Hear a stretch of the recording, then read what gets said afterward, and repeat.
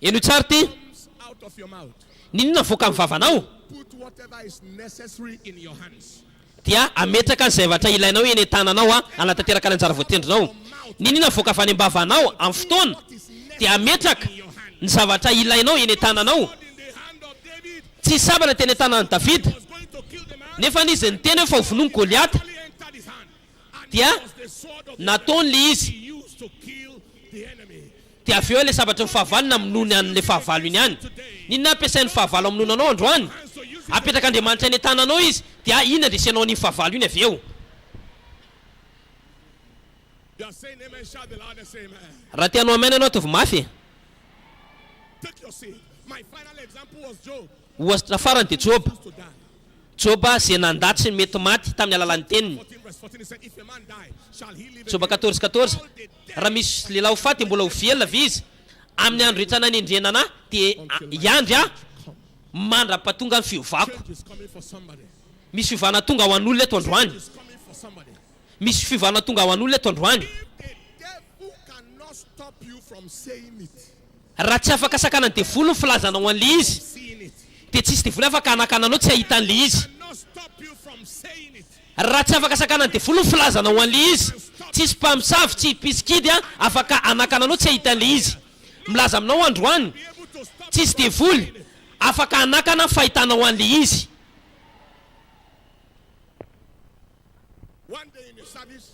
Ndray andro tao anaty fivoriana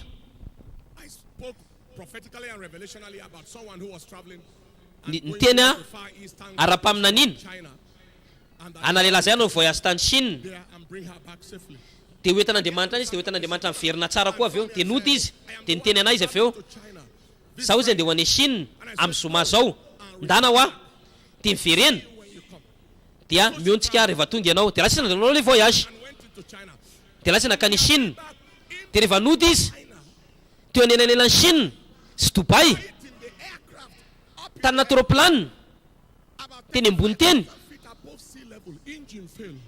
ambony be tany dia tsy nandeha intsony le moteur an'le roplanina dia lasa 10 000 pieds sisa le roplanina tao anatin'ny 10 minitra dia nidina tahaka ny vato le roplanina dia le pilote niteny hoe mihomaninareo fa enjery ty roplanina ty dia nikika ny olona rehetra nitabataba ny olona rehetra izy nitsangana tao anatin'le roplanina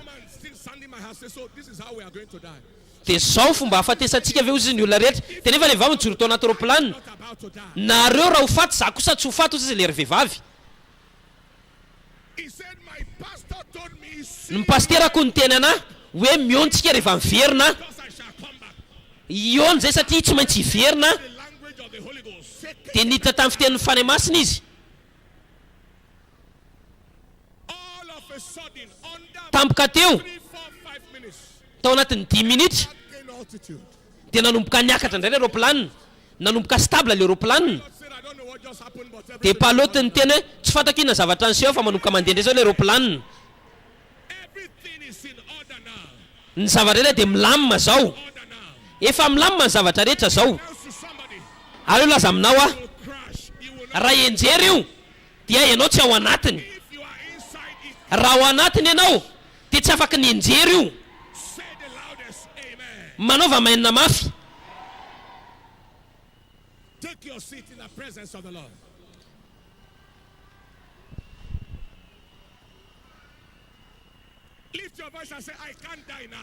Asanato fiona dia tsy afaka no faty zao ho tanterako ny androko.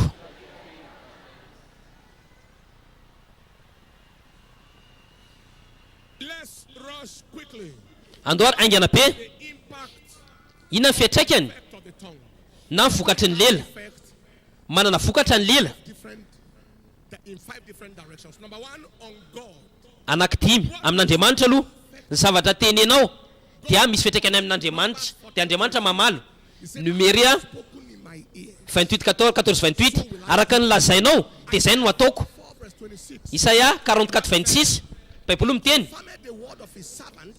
manamarina ny tenin'ny mpanompony izy anamantanteraka ny toromarika izay nanomenirany ka ny teninao zany dia misy fiatraikany amin'Andriamanitra. Faharoa amin'ny anjely Pitory teny 5:6 to cause your flesh to sin, neither say thou before the angel that it was an error. Fa za miteny fa tsona anaty any anjely zany And destroy the work of your hands. ka napotika ny asan'ny tananao. Hear what you're saying. Andriamanitra zany dia mijery ny zavatra lazainao. Salamo 103:20. Bless the Lord, ye his angels that excel in strength, that do his commandments. Isorana ny Andriamanitra izy izay ny anjely nozy izy a matanjaka. Number 3, Fahatelo, on the enemy. amin'ny fahavalo, Devil, ny devoly look out for what you are saying.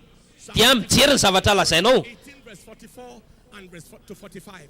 As Salamo 80, hear of me, 40, Salamo 18, 44. strangers shall submit themselves unto me. Anaiky anao izy izy mivahiny, Fade away and be hitsoaka mivahiny out of their close places. I am ary hiala tamin'ny toera fiafonany.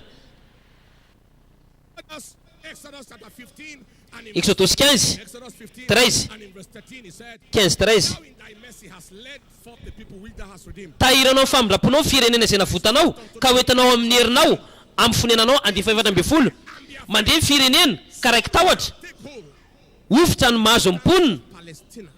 amin'ny Filisty andefa 12. The dukes of Edom shall be amazed. They Torokivotra hozy izy a loha-pireneny Edom hold upon them. azo nororo ny lehilahy mahery Moab raraka amin'ny fon'izay rehetra monao Kanana nahoana satria andrea avy aminao izy ny amin'ny zavatra taony Andriamanitra eo amin'ny fiainanao. Fade away shortly. Ny fahavalonao a dia andositra anao tsy ho ela. Number 4 now. Faefatra, Tongues have effect ny teninao dia misy fetraikany eto an-tany on creation, the earth. The amin'ny zavatra foronina misy eto an-tany. around you is. Ny zavatra rehetra manodidina anao dia miandry ny zavatra lazainao. I said, oh, Jeremia 20:29 ry tany ozy izy ereneso ty ny ten'Andriamanitra, ny tranonao ny fiaranao, your properties. They ny fanananao look out for what is coming out. dia miandry ny zavatra avoaka ny vavanao. Marika 11:23 Shall say to this mountain, be raha olazainao ty tendrombohitra ty and be cast into the sea. mienjera any an-dranomasina So the mountains are dia tsy salasalaom-ponao dia tendrombohitra zany dia miandry ny zavatra lazainao. your personal Farany dia amin'ny fiainanao manokana, spirit, soul, and body. Your vatana saina sy fananao. Ny tenao dia misy fetraikany any amin'ny tenanao. 12:18. Oabolana 12:18 Those who speak, ny teny io a speaketh like the piercings of a sword. nizaniza ozy izy miteny dia manindrona ozy izy a. Ny teny izy dia manindrona tahaka ny sabatra ary mitondra ozy a fahasalamana ho an'ny endry. Neurosurgical Misy neurochirurgien discovery somewhere in the east nahita discovered that the fa speech center, what is called the broca speech area of the brain, has a dominant effect on the other nerves of the body. hoe ao amin'ny lohanao zany rehefa misy tenitenenina teny ambara dia mamaly amin'iny ny vatanao. The rest of the body is Renao miteny hoe tsy salama tsara fine. dia miteny zany tsy sainao hoe ty lehilahy ty a tsy te ho salama tsara. So just ensure that you Ka ataovy azo antoka to his desire not to feel fine. hoe a tsy te ho salama tsara ty lehilahy ty. I feel so sad. You see, Ohatrany hoe tena kivy be malahelo be a speech nerves over ka zavatra lazainao dia metraka any amin'ny lohanao dia rehefa miteny ianao dia mifanintsy amin'iny ny vatanao. is working. Teneny hoe mentanetana fa mandeha tsara ny zavatra rehetra. Excitement hormones are released on the spot. So the Hormona mentanetana alefany aminao ka ny lelanao life and on dia miasa amin'ny fiainanao sy amin'ny vatanao. now let me Tenany before we go ahead. aloha lazaiko aminao ty Words of the unbeliever, they have ny tenin'ny tsipino on your life. dia tsisy fetraikany eny amin'ny fiainanao. They are whenever the unbeliever tells you, Rehefa miteny zavatra aminao ny olona tsipino tell him that whatever dia teneno izy to see you see double. ninona tianao ho hita amiko dia anao hita avoroeny amin'izany. And say, hey, roar twice, hey. Rehefa mierony indroa izy na intelo dia oka ianao amaly an'izany devoly zany. 1 Kings chapter 19 verse 6. Teo Mpanjaka 19 We may not read all of it because of time. All the tsy fatsikitsika izy noho ny amin'ny fotoana ka hatramin'ny 37 Assyria's Sennacherib hitanao mpanjaka ny Siria rubbish to the children of Israel. teny a And Isaiah, zavatra ratsy tamin'ny zanak'Israely ary mpanjaka Isaia ny teniteny tokana 80,000 Assyrians were killed in one night. dia maty a Siriana 70 amin'ny 100 isa tao anatin'ny ray alina. Unbeliever, Ny teny anankiray avy any amin'ny tsipino manoatra amin'ny fiainanao standing against your destiny. ka mijoro manoatra ny anjara voatendrinao In Jesus' name. tiatiako mialy zany amin'ny anaran'i Jesosy Kristy. Let me quickly rush within 5 minutes into this. Aloha marana koa azy ao anatin'ny 10 minitra. Speaking right. Inona le fanalahidy a fitenenana marina Feeding on light. fano hatrany ny tenanao amin'ny fahazavana. fonao out of your mouth. zavatra mameno fonao miseho amin'ny fiainanao. Matthieu 12:37 The mouth speaks. fabetsahany fozy izy ny ambaran'ny olona iray. Your heart with light. Feno fahazavana ny fonao Right. dia iteny marina ianao iteny zavatra mety. Faharoa, Spirit of faith. oka ianao feno fanahy finoana araka nampianarin'ny raitsika tamin'iny andro iny. Chapter 4 verse 13. 2 Korintiana 4:13 The spirit of faith tsika izy manana fanahy finoana written we believe araka ny voasoratra hoe nino tsika dia niteny, nino speak. dia niteny. What is believed is useless until it is declared. Ny zavatra inonao dia tsisy dikany raha tsy ambaranao aloha. Saying it. Tsy ampy ny finoanao anao an'izy raha tsy ambaranao. Profilizy dia fanambarana. You declare it. Raha resy lahatry ianao dia ambaranao. Tena zava-dehibe zany. Fahatelo, Being the right company. miaraha amin'ny olona marina. Chapter 13 verse 33. Numéria Numbers chapter 4. 13:33 What affected the children of Israel nisy fiatraikany tany amin'ny zanak'Israely io. hanging around with wrong company? Nisy fiatraikany tany amin'ny zanak'Israely satria tsy niaraka tamin'ny namana marina zareo fa fandraika amin'ny sitrapon'Andriamanitra. Niza tsy miteny marina, tsy miteny finoana, miteny fisalasalana dia tokony tsy ho namanao reny olona reny. Anyone not going in your direction, Niza tsy mandeha ny amin'ny lalanao, believe in your declarations tsy mino fanambaranao for your association. dia tsy mendrika no namanao. Very, very important. Number Tena zava-dehibe ny malala. the first thing is continue. Ka zavatra voalohany, Number 2, flow. voalohany aloha fahazavana ny fonao, mandraisa fanahy finoana. Fahatelo miaraha amin'ny namana marina. Faefatra, miana fiainana marina Iniquity affects audacity. satria ny faharatsiana mahatonga anao tsy ho sahy, Efficacy of sound. Proverbs 28. mahatonga anao tsy hiteny mafy. Flee when no man pursues, but the righteous are bold. Oabolona 28:1 ozy izy, ny mpanao ratsy ozy izy dia hitsokana misy olona tsy manenjika azy arany, fa marina ozy izy dia sa tahaka ny liona. 59 verse 1 to 2. Isaia 59 1-2. My ears are not deaf, but your iniquity separated you. Ny sofiko izy tsy marenina fa ny fahotanareo manasaraka ana aminareo. Tena zava-dehibe ty andiny faharoa. Quickly, Aingana be arany give you some key thoughts. amy anareo fanalahidy, Some key thoughts fanalahidy momba ny of the tongue. Number 1, fampiasana ny lelo. Voalohany, your tongue ny lelanao can either define your life, afaka mamaritry ny fiainanao file your life. na mamotika ny fiainanao. Mamaritra ny fiainanao na mamotika ny fiainanao, mandoto ny fiainanao. Number 2, Faharoa, never allow your aza vela mihitsy ny toe-javatra misy your confession, mamaritra ny zavatra ambaranao.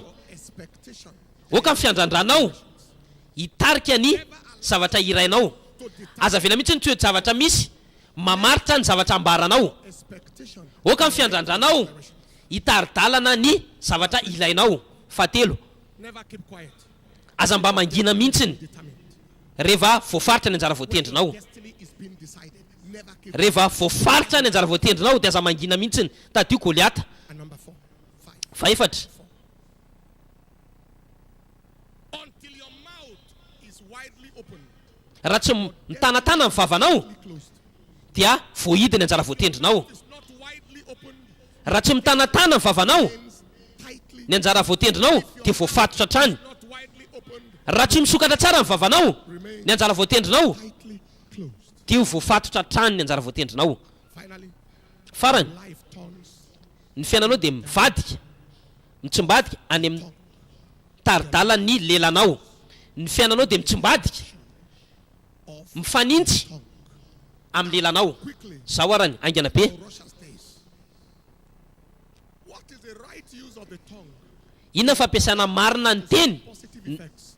Ny lela azahoana vokatra tsara. Fampiasana mety ny lela azahoana vokatra tsara. Voalohany, Some words, wholesome, tenena teny mahagaga, filled words, zany hoe teny feno fahasoavana, fa tsy teny mangidy, hurtful words. tsy teny Colossians 1:6. ratsy.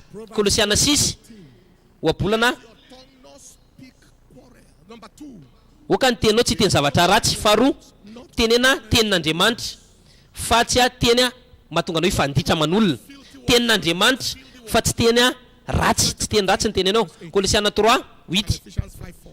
Number 3, Efisiana 5:4, speak honest words. teneny teny mahitsy, teny marina. Oka ianao tsy andainga. If you can't rely on your words. Nobody, no devil in the realm of the spirit, nothing will rely on your word. Raha ianao tsy afaka metehatra amin'ny teninao, tsisy olona afaka metehatra amin'ny teninao. Mitenena teny marina. Fa efatra, tenena amin'ny teny fiderana soforana. Psalm 34 verse 1, his praise shall be Salam 34 fiderana ozy izy dia toetra tambavako mandrakariva.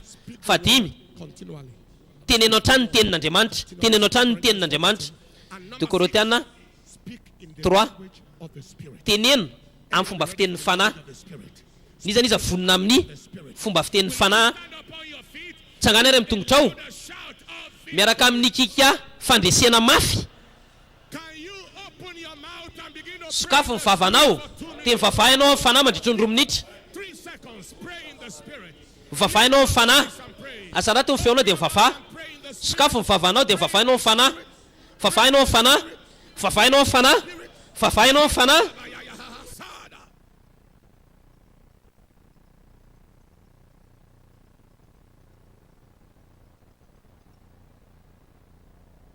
In Jesus' awesome name we have prayed Amin'ny anarana mahagaga ny Jesosy ny vavahantsika. that amen can make you more than a conqueror. Ataovy manoatra no mpandresy ilay amen nanao e. Please take your seat. Mazao toerana. You were thoroughly visited in Tena vangina tanteraka ianao section. tamin'ilay teny farany teo. Below the biggest hand of Ty ahafantanana mafy ho an'Andriamanitra silo arany.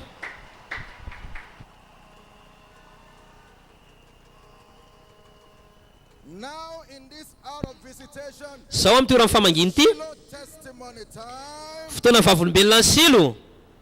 Let God hear you, my breakthrough time. Tena hoe fotoana ny fahombiazako.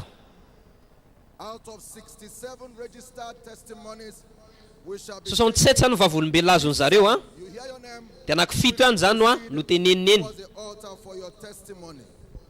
Oluwaseun Ajewale Martins AB Pastor Photo Joel Mrs. Jennifer Ochei Mr. and Mrs. DK Kingsley Ojuri Oluwakemi and Ike Kelvin. Mr. Ike Kelvin, Ojuri Oluwakemi, Mr. and Mrs. DK Kingsley, Mrs. Jennifer Ochei, Pastor Photo Joel Martins AB, Oluwaseun Ajewale. Let's give the God of Shiloh the biggest hand of Ty ahafantanana mafy an'Andriamanitra silo a. they proceed for their testimonies. Are you Sady clapping? mitsoro vavolombelona zareo. Are you shouting? Ty akavianao mikika mafy ianao. Glory. Mendrika voninahitra rehetra Jesosy. Praise the Lord. Dia rana ny tompo a. My name is Oluwaseun Ajewale. I give God the glory to Avy amenana voninahitra amin'Andriamanitra satria manaraka ny tiraka ty a. 20 taona lasa zay. but yesterday Nararaina ny vatako famaly. Papa niteny our chest. hoe apetro amin'ny tratranao ny tananao. Will be open. Dia ny vatanao rehetra ozy izy dia ho sitrana. Faith.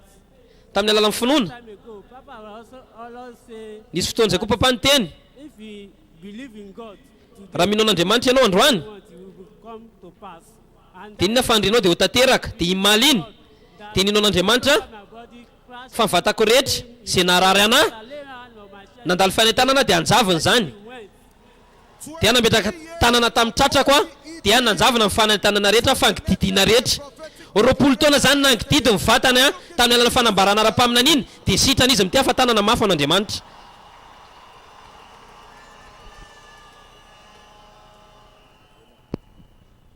Our names are Mr. and Mrs. D.K. Kingsley. We have come to return all Tonga eto zay a amerina voninahitra an'Andriamanitra velona. Ilay Andriamanitra mahery ny tiraka ity. Nanambady zay. September Nivady zay septambra 15, 2015. within which we have been expecting our blessings, Dia nandrandra ny fitahinay womb, ho amin'ny vokatry ny teraka ny kibo. be mocked, ominous of words speaking to us. But we Dia nitseran'ny olona zay. listening to the word of our Papa, he has said, Fa nefa ninoatra ny tenin'ny papa ny teny hoe aloha anetsetrareo le mpanatsetra dia avy eo amboarin'Andriamanitra ianao. We made our house. Tao anatin'izay dia nanamboatra trano zay. Nataonay ny tranonay a I'm a vondrom-bavaka. and my wife is one of the decorators of this altar. Dia za mpanadio dia mivadiko a mpanao décoration. Dia nandrandra ny zavatra afaka ataon'Andriamanitra ho anay tamin'ny herintaona Confirmed pregnant. dia vao marina fa bevoka ny ramatoavadiko. When she told me, Ny teneniny a told her, please make this Oui. very silent. ataovy mangina be eo zany zavatra zany. Oka tsisy andrian'izany zavatra zany mihitsiny. Word of God, No voninahitr'Andriamanitra July juillet 21. 2021 giving us dia men'Andriamanitra zay an honor. fahazavana sy ady kambana anankiroa. 5 years barrenness 5 taona famombana comes a baby boy and a baby girl. Give Jesus. dia lasa nazo a kambana vavy sy laza reo. Dia raina ny tompo. My name is Asogwa Kelvin. People of God, I was down and out for 7 years. Za tena olona tsisy dika nitsy nandritra ny 7 taona tena ambany be ny fiainako. Even the cars I used to pick my kids from school, they told me to be Tena ratsy be ny fiainako. But before that, Hoe I a had Rose le Royce. fiara tokony andraisako ho an'ny fady aman-janako a tsy nandeha tsony. I lost everybody. I lost friends. I lost my Very tamiko ny namako. praise. Divorcé koa avy eo dia raina ny tompo 2019 Silo, I said I was going vita ny silo. a church. A Hoe anangana fiangonana ho an'Andriamanitra ho za toko tsara tarehy be fiangonana io. 20 was dedicated. But as Dia nampian'Andriamanitra 2020 dia nitokanana le fiangonana. Nitahian'Andriamanitra be. today I want to say that the house bank didn't take it. Also, the bank. Hoe saika alainy banky ny tranoko avy eo. Also 2021. Tamin'ny 2021 tamin'ny 2021 My church, they asked, rehefa hitako tany Abicha le fiangonana my God, I asked my God what hoe I ho- nangatako amin'Andriamanitra hoe inona ny tokony ataoko. a huge sacrifice. And after Dia nitarian'Andriamanitra manaova sorona matavy an'Andriamanitra hozy izy dia nataoko le izy dia sokafan'Andriamanitra varavarana ho anahy. Tena nitahiana be a mandeha ny zavatra rehetra ho anahy. Tia hiteny a tia hiteny a hoe say that tia hiteny a the church hoe le faranganana le fiangonana tahaka ny nataoko tamin'ny voalohany dia nitahy an'Andriamanitra ho anahy. Dia anakana fiangonana anankiefatra a dia nitokanana tamin'ny roa herinandro lasa eo voninahitr'Andriamanitra. From zero Zero izy to multi-billion breakthroughs. lasa nahazo a miliara maro be. Misy olona metanetana veto amin'ny fanatian'Andriamanitra. We prepare the Dieu. Hallelujah. Please pay attention. Oui, Pépé de Dieu. Moi, c'est le pasteur Fosso Joël de Yaoundé, Cameroun. Je vais dire merci à Dieu de notre Père de cette commission qu'il m'a utilisé puissamment depuis 2016 en tant qu'agent de sécurité de l'Église. Il m'a pris en tant que sécurité de l'Église. Hallelujah. Please, let's have some quiet. Pay attention to the testimonies. God bless you. En 2016, j'étais agent de sécurité de l'Église. Tamin'ny 2016 a agent de sécurité tamina fiangonana ray dia nanatao tonga silo a sasao fianakaviako dia any lavina Détruit. natao tsinitsinina mihitsy zay. 18, le Seigneur m'a engagé comme le leader des guerriers de prière dans l'église.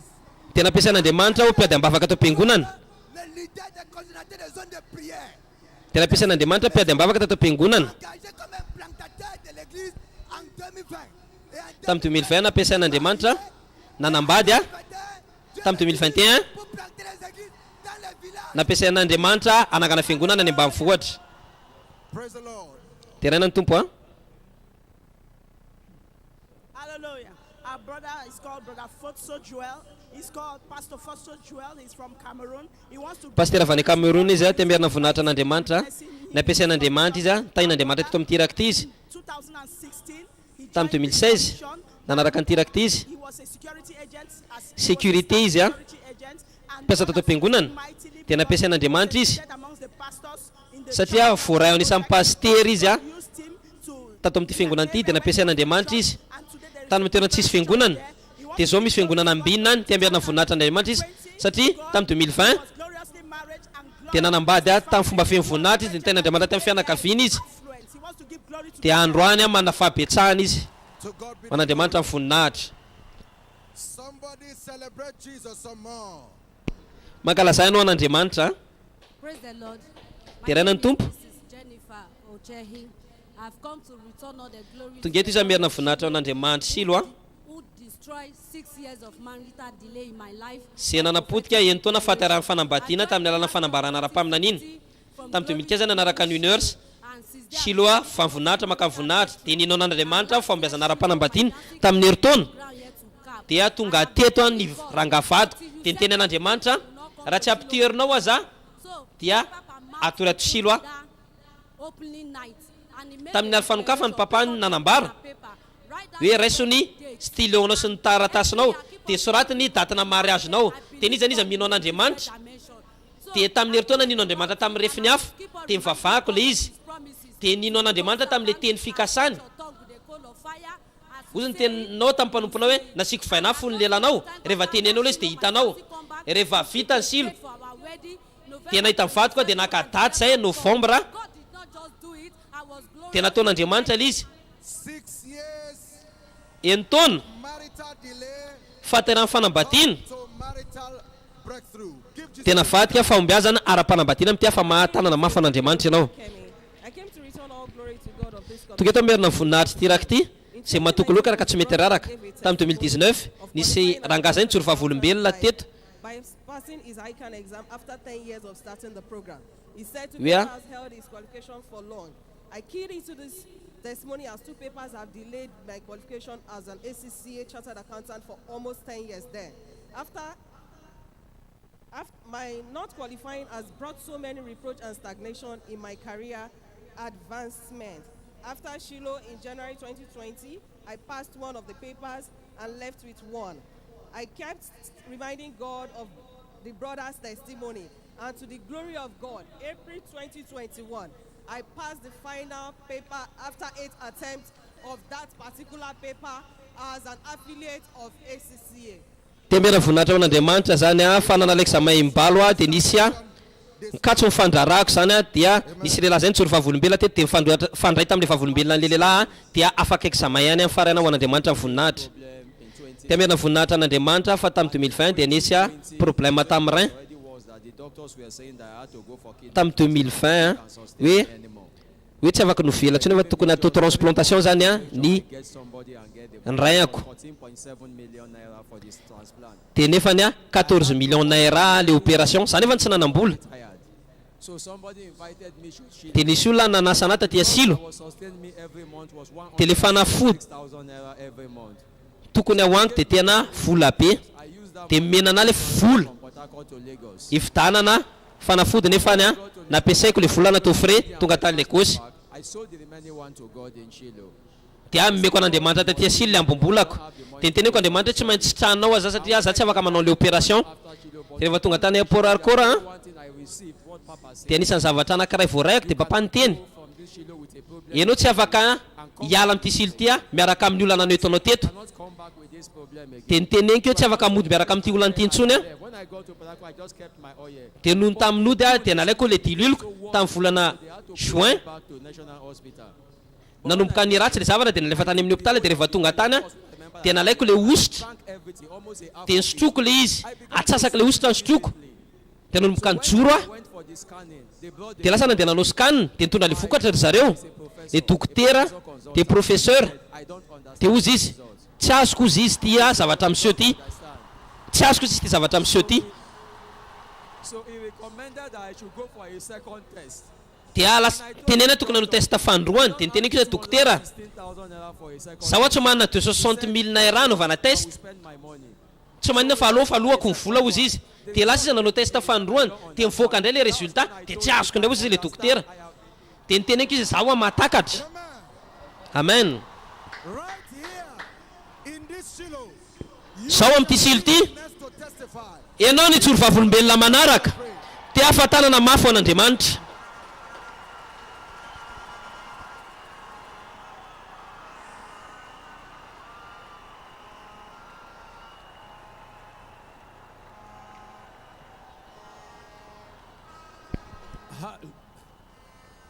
Hallelujah. halleluja Praise the Lord. terana ny tompo a We are blessed with the last session firy ny tahina tamin'le fampianarana farany teo for another short of God's word. vonina avy anao andray ny tenin'Andriamanitra manaraka indray Hear me. eno tsara Praise the Lord. terana ny tompo Amen. amen In 1 Samuel chapter un Samuel 15, 17 if you read 49 and 50, 49:50 raha vakinao. two striking instruments Davida nampiasa fitaovana anankiroa teo. and he used a stone to bring Goliath down. Nampiasa izy vato sy Goliath fitaovana anankiray hanampazany an'le vato name for a giant. na tonga any Goliata ho lavo. Use we are striking Fa ireo zavatra anankiroa nampiasaindreo, against your heart. ny fonao anankiray ary le vato ny tenin'Andriamanitra. Efesiana 2:20 Jona 1:1. So come to a meeting like this with an unprepared heart. Ianao manatrika fivoriana ohatr' zao, tsy manana fo feny fiandrandrana, dia mody ianao tsy mahazo inninna. Ny fonao dia mila vonina andray ny tenin'Andriamanitra, dia afaka amboarin'Andriamanitra avy amin'ny fiainanao. Be da be mandray ny tenin'Andriamanitra Do anything in their lives. nefa tsy miteraka vokatra eo amin'ny fiainany le teny satria tsy niraisiny. Mitondra tanjaka ho an'le vato So the dia word you hear le zavatra nanipazany an'le vato, ka le zavatra nanipazany le vato zany iny le fonao ho avy tsy ela ny tenin'Andriamanitra fa firy amintsika amin'ny omana. and his own received him not. A woman Nisy said with nisy olona izy tonga teo amin'ny nefa tsy nandray anazy, which means the word that came, she did not receive it. tonga ny teny dia tsy niraisiny, fa niza nandray azy Power to be dia mena hery ho tonga. be ready to receive it in your heart. Ka mila vonina zany ianao mandray an'le izy amin'ny fonao. Eno tsara ty alohana tonga avy ny teny. David struck him on the forehead.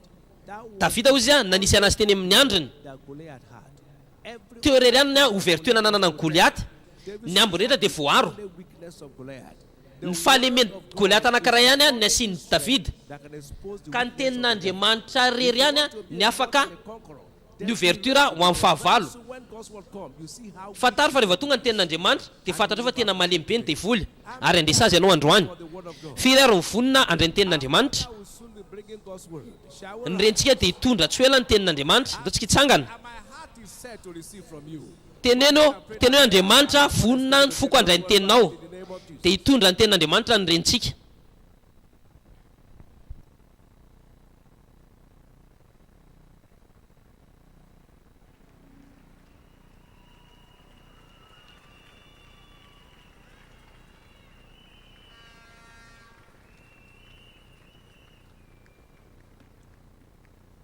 Would you lift up your right hand to God right now and say, Asarato ny tananao zao dia teneno hoe Heavenly Father, mazava tsara raha eny an-danitro right now amin'izao fotoana izao, I am ready again. vonina indray mandeha indray aho, Send me my own word alefaso amiko ny teniko manokana and change my story again. dia ho faindray ny tantarako. Say loud, amen. Manaova mainina mafy. Now pray that prayer in your own words right now. Ataovy aza mivavaka izany zao, asarato ny feonao ny Andriamanitra ny lanitra dia avereny izany mivavaka izany. The Lord, Miresahinao amin'Andriamanitra, prayer right now what you ambarao zao already pronounced before him. Let him hear ny your amin'ny zavatra voice. efa nambaranao sahady teo aloha, asarato ny feonao dia ambarao pasahina ataovy mazava tsara, ataovy mafy tsara, mangatainao amin'ny rainao. To thank him, Zao manomboenao misaora azy answering you. Give him praise and glory. satria efa mivaliny ianao averenao amin'ny voninahitra sy ny dera In rehetra. Jesus' mighty name we have prayed. Amin'ny anara-maherin'i Jesosy ny vavahantsika. Father, we thank you again. Raha eny an-danitra hoe misaotra anao indray izay amin'izao fotoana izao, You have been sending us your word since nalefanao hatrany ny teninao today. hatramin'ny etomboan'ity fivorian'ity androany, fa amin'izao fotoana izao mbola misokatra amin'ny fonay. The right word Alefaso le teny marina aty aminay, goes to the next level. sy hitondra anay amin'ny ambaratonga manaraka, dia averinay aminao ny voninahitra rehetra. Mighty name we pray. Amin'ny anara-maherin'i Jesosy ny Say vavahantsika. loud and believe it, amen. Manaova mainina mafy sy mino tsara. Please, you may be seated and put Mahazo your toerana hand azafady for the dia Lord. mity hafatanana mafy ho an'Andriamanitra. If that hand is for Jesus, make it big. Raha ho an'Andriamanitra le tia-tanana dia ataovy mafimafy, ataovy tsara kokoa. Say loud, amen. Manaova mainina mafy ianao. Shiloh 2021, Silo 2 that is the name somebody is returning from here with. zay le anarana hoentinao miverina manomboka eto. Amen. Show it. Raha ianao zany manaova mainina mafy, Without any doubt, you have tsisy fisalasalana, mightily nitahina mahery vaika ianao in the tamin'le teny voalohany, tamin'le teny faharoa, dia hafatanana mafy ho an'Andriamanitra. I'm sure you can make it bigger and louder. Ataovy tsaratsara, ataovy mafimafy, Bigger and louder. mafimafy sy tsaratsara. Amen. Amen. The word will produce maximally in our lives in Jesus' name. Ny teny dia hitondra vokatra lehibe indrindra eo fiainantsika. Amin'izao fampianarana izao dia hijerytsika In on the sy hanohy of engagement. amin'ny loharievitra hoe mampiasa le hery ny fitiavana. And right now we are looking Ary at amin'izao the fotoana second izao part of it. dia hijerytsika ny tapany faharoa But everything miresaka in the kingdom ny zavatra rehetra atao amin'ny fanjakan'Andriamanitra dia miasa amin'ny alalan'ny fitiavana. Ny zavatra rehetra atao amin'ny fanjakan'Andriamanitra dia miasa amin'ny alalan'ny fitiavana. Romana 8:9-20. Baiboly miteny eo, ary fantatsika fa tsy eritreretintsika fa fantatsika, teneny hoe fantatro fa ny zavatra rehetra, zavatra firy ataovy mafy be, zavatra firy miara-miasa ahasoa tsy an'ny rehetra fa ho an'ireo izay maninona ataovy mafimafy, ataovy mafy be ho an'ireo izay tia an'Andriamanitra, ho an'ireo izay vao antso araka ny teny fikasany. Amin'izao fotoana izao ny zavatra rehetra dia hiara-iasa asoanao. Tia anisan'ny soratra masina tena tiako indrindra ao amin'ny Baiboly, ary ny zanantsika dia mahalala fantatra an'ity tsara. Rehefa misy zavatra miseho, anisan'ny soratra masina faingana mivoaka amin'ny vavako dia ny zavatra rehetra dia miara-miasa asoa ny zavatra rehetra. Tsy fantako ny fomba fanaovan'Andriamanitra anazy fa izy mahalala, fa ny zavatra rehetra dia miara-miasa hatrany manomboka amin'ity silo ity sy ny makany io soratra masina io dia ho zava-misy eo amin'ny fiainanao. Miresaka amin'ny fitiavana an'Andriamanitra dia fataro aty am-piandohana fa ny fitiavana dia safidy. Fitiavana dia inona? Tsy fanomezam-pahasoavana, ka tsisy olona tokony hipetraka zany dia hiteny hoe maniry mba ho tia an'Andriamanitra tahaka ny fitiavan'ny papan'Andriamanitra. Tsy safidy io, ny fitiavana dia safidy. Manomboka izao sy mihoatra, hitako fa hanao an'izany safidy izany ianao, hitako izany safidy izany hiasa asoanao. Ny zava-rehetra atao amin'ny fanjakan'Andriamanitra dia miasa amin'ny alalan'ny fitiavana. Ohatra, voalohany fanambarana dia mikorina ho an'ireo olona izay tia an'Andriamanitra. Nandre zao tsika tamin'ny fampianarana voalohany momba ny fanambarana dia miasa mikorina ho an'ireo izay tia an'Andriamanitra. Jona 15:15 ny Baiboly mampafantatra antsika ny zavatra rehetra hozy Jesosy izay reko avy amin'ny raiko tena ampafantariko anareo. Ahoana? Amin'ny alalan'ny fanambarana. Teneny mafy hoe fanambarana. 1 Korintiana 2:9-10 ny Baiboly miteny eo, zavatra mbola tsy hita maso, mbola tsy reny sofina, izany no manin'Andriamanitra ho an'ireo izay maninona tia an'Andriamanitra.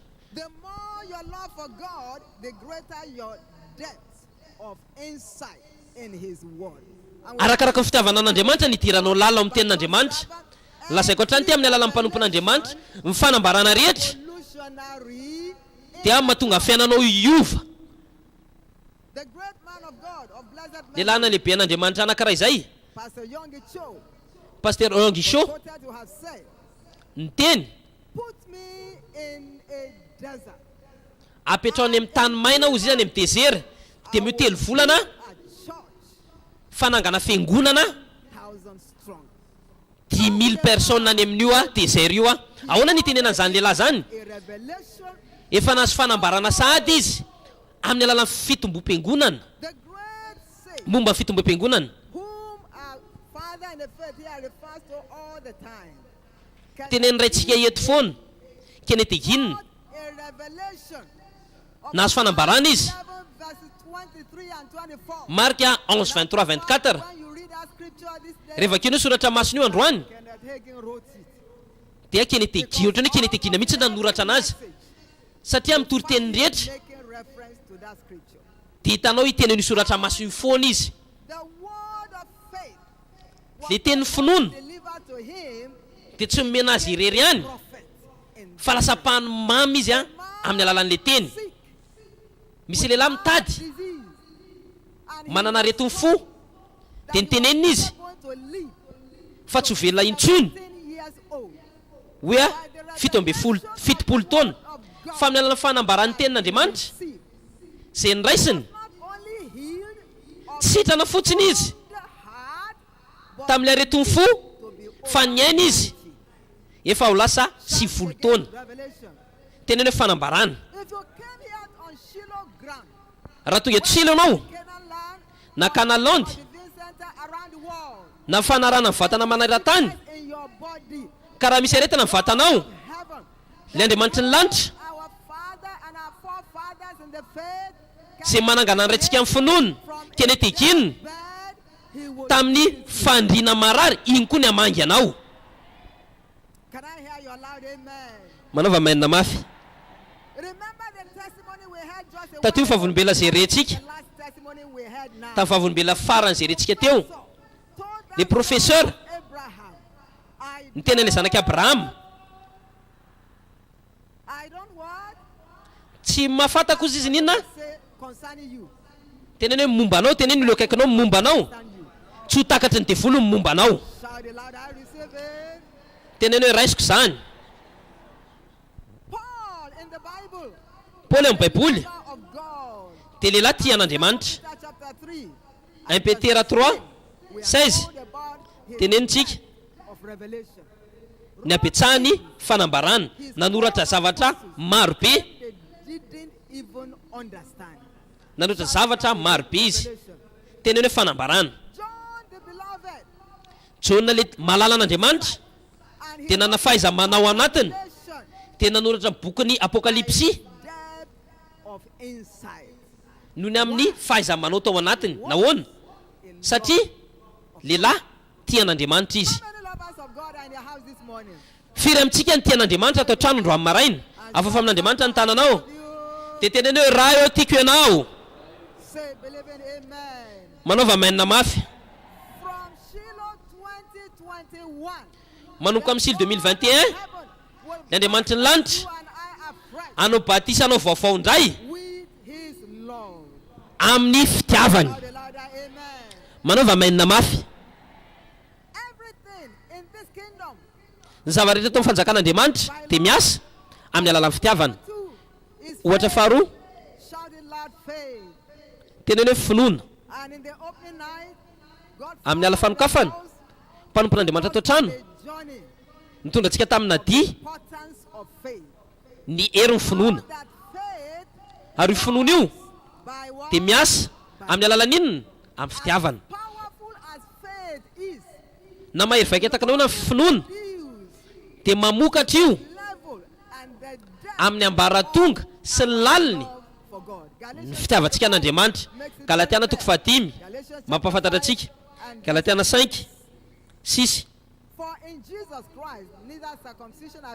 fa amin'ny Kristy Jesosy tsy misy masoa na famorana na tsy famorana fa ny finoana izay miasa amin'ny alalan'inona, amin'ny alalan'inona wa ataovy mafy be amin'ny alalan'inona finoana dia hery mahery vaika atao amin'ny fanjakan'Andriamanitra kanefa miteraka io amin'ny ambaratonga ny fitiavanao an'Andriamanitra. Fomba fitiava ny abetsahan'ny fitiavantsika an'Andriamanitra mamaritra ny vokatra ny finoantsika. Mpanompon'Andriamanitra nanazava be tamin'ny ala fanokafana fa ny finoanao dia hitondra fiantraikany amin'ny ambaratonga fitiavanao an'Andriamanitra. Sao zao ianao raha tianao hiasa tsara ny finoanao dia mila atao batisa amin'ny fitiavana vaovao ianao. Eto ambony ty tendrombohitra ty sasy ianao dia atao an'izany batisa vaovao zany. Manaova mainina mafy. 1 Mpanjaka 19:14 Soratra masina miteny 1 Mpanjaka 19:14 teny antsika izy eo.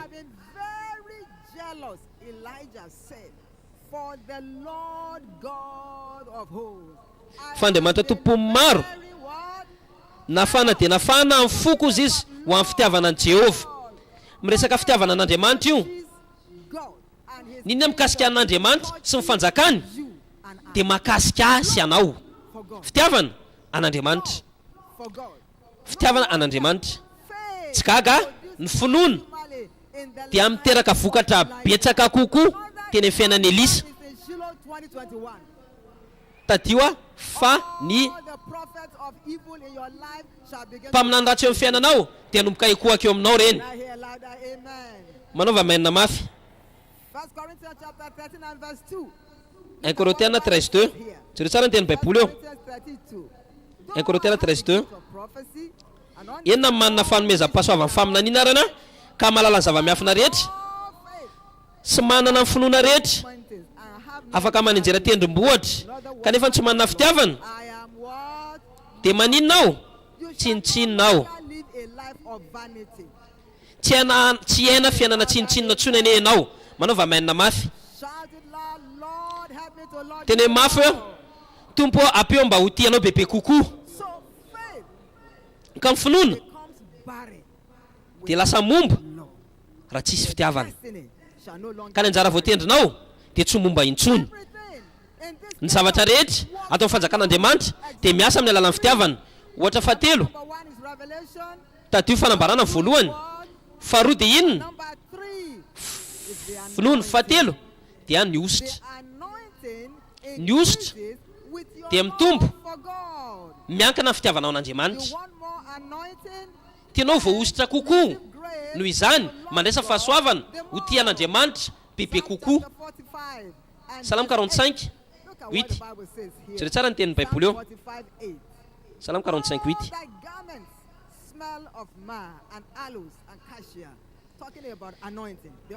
Miorina ny hazo manitra ary kasia fitafianao rehetra. Resaka momba ny ositra izy eo.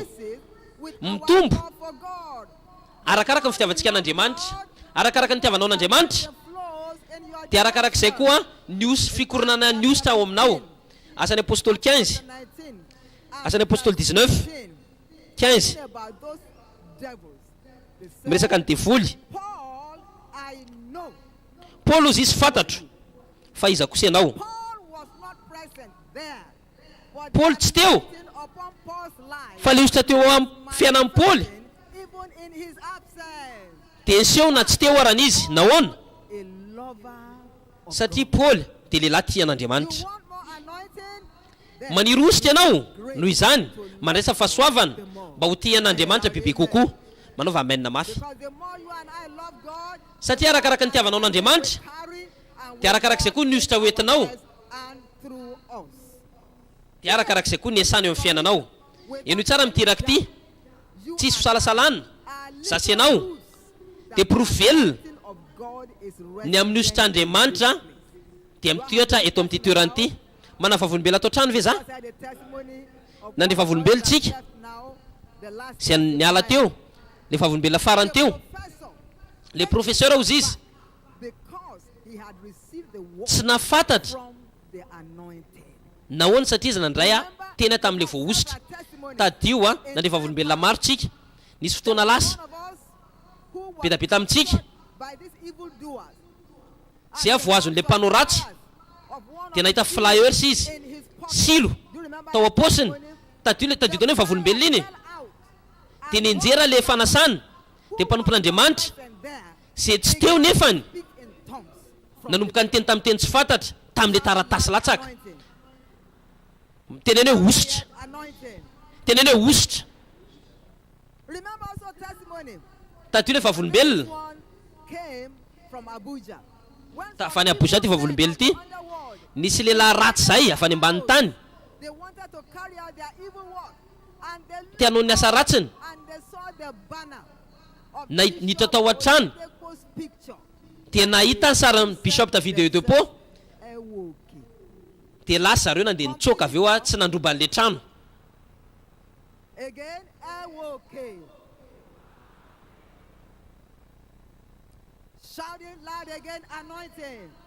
Teny mafy hoe ositra.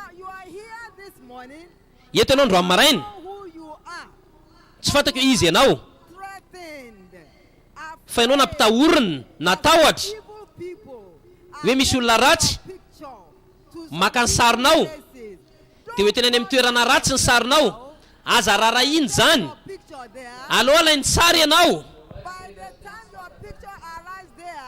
rehefa tonga any ny sarinao dia hiparitaka an'ilay toerana hitondrany an'ilay sarinao.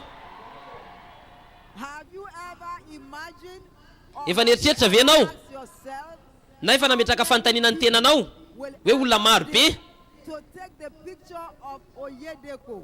tsy mba masaha maka ny sariny To say, please, Bishop David Oyedepo any amin'ny lehilahy ratsy, who will take the picture? satria mitondra ny sarin'ny bishop zareo tana amina toerana ratsy dia hoe iza ny sahany zany. Again. Amanomboko zao a ny ratsy a dia ekoako eo anatrehanao. And anyone that ever dares to take Dia nizaniza masaha to aka ny sarinao evil, the hitondra ny sarinao any amina toerana ratsy, will befall them sevenfold. le faratsiny any ho ravy zany. Can I hear louder? Amen. Manaova mainina mafy. David in the Bible, the man David ao amin'ny baiboly, own heart. lehilahy araka ny fon'Andriamanitra. In verse 20, Salamo 89:20. God said, I have found David, my Andriamanitra ny tena nahita ny Davida le voahositra, anointed him. As ny hosotro masoko na nosorako azy ato amin'ny 10:24 ty. Mason'Andriamanitra dia mandeha etseroa tahaka nahitany an'i Davida sy nanosorana an'i Davida dia hanosotranao koa Andriamanitra. Manaova mainina mafy. Ny zavatra eto amin'ny fanjakan'Andriamanitra dia miasa amin'ny alalan'ny fitiavana. Faefatra, fitiavana dia takina ho an'ireo vavaka mba ho valiana. Fitiavana dia takina ho an'ireo vavaka mba ho maninona ho valiana. Mpanampon'Andriamanitra miteny antsika hatrany fa ndray andro izy niteny tamin'Andriamanitra, tsy mila miandry ianao hoe mivavaka dia efa hamaly ianao aho. Firy amintsika matadidiny ny zavatra niteneniny zany. Dia Andriamanitra niteny taminy, misy karazan'olona hoe alohan'ny vavaka ireo olo ireo za efa mamaly sady. Alohan'ny antso izy dia efa hamaly sady ah. Baiboly mampafantatra antsika. Isaia 65:24. Isaia 65:24. Azao ny tanteraka. Alohan'ny antso zareo dia aninona? Tsy mbola miteny izy. Dia ianao azy ah fahavolombe zany zavatra ho raisinao. Raha ianao zany aseho amin'ny alalan'ny amainina anao. Falimbavaka dia afainganina, dia afainganina amin'ny alalan'ny fitiavantsika an'Andriamanitra. Sa tsy mba ho adiniko mihitsy ty ny zavatra rehetra dia nakatoerana tamin'izaho ho teraka nefa mbola tsy tonga le zanako tany amin'ny hôpitaly ah. Dia dokotera nanao izay afany dia niteneniko ny rangavadiko ny zavatra hafa tokony atao manaraka ho manomboka eto dia tokony aho hodidiana lasa izy nakany amin'ny efitry ny hôpitaly dia naka sary an-tsaina, sary an-tsaina le fandriana atao amin'ny hôpitaly dia mivoaka tao izy dia napetrahany teo amin'ny kibony ny tanako. Zanaka ozy izy efa irenao le izy ah, ianao ry zanako maninona mivoa. Dia mandeha ianao ry zanako maninona mivoa. Hitanao raha tsy mivoaka le zaza tsy eto androany dia niodina le zanany tao anatin'ny fotoana fohy le saika anatao opération dia lasa niteraka tsisy fahasarotana. Falimbavaka sy faingana zao nizaniza mandre fewako bevoky ianao dia matahotra amin'ny tatra ara-dokotera ny tena anao amin'ny tenin'Andriamanitra zao amin'ny 10:24 ty ho anao dia hiteraka tsy misy olana ianao.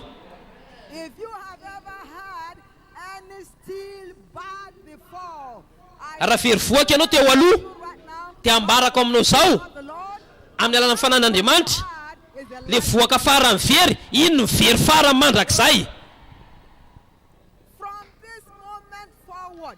Manomboka amin'izao fotoana zao raha natsapy ianao teo aloha very zanaka tao akibo, iny fahaverezana farany iny, iny fahaverezana farany ho hitanao.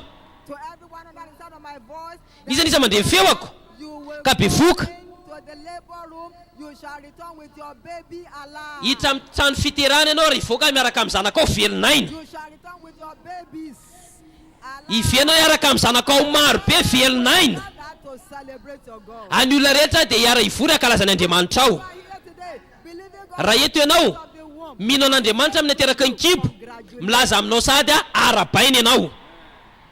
Help me tap your neighbor, tell him how Teneny ny olona akaikinao, arabaina sady ianao. Manaova amen. no more barrenness in any area. Tsisy famombana tsony amin'ny lafim-pinanao rehetra.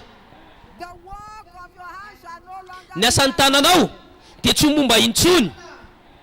your business shall no longer be Fanjaranao dia tsy momba intsony. your health shall no longer be Ny fahasalamanao dia tsy momba intsony. your finances shall no Ny longer ara-bolanao barren. dia tsy momba intsony. On the first night we had a testimony Tamin'ny ala voalohany nandefa volombelontsika ana olona teto.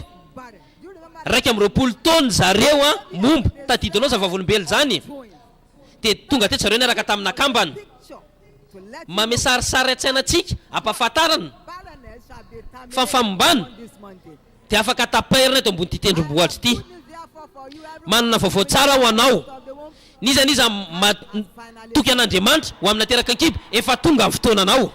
Shout a loud amen. Oh. Manaova amen mafy eo. Number 5. Fahadimy, Prosperity and fanambinana tao amin'ny fanjakan'Andriamanitra dia mamaly amin'ny alalan'ny fitiavana. and Fanambinana tao amin'ny fanjakan'Andriamanitra dia mamaly amin'ny alalan'ny fitiavana. 3.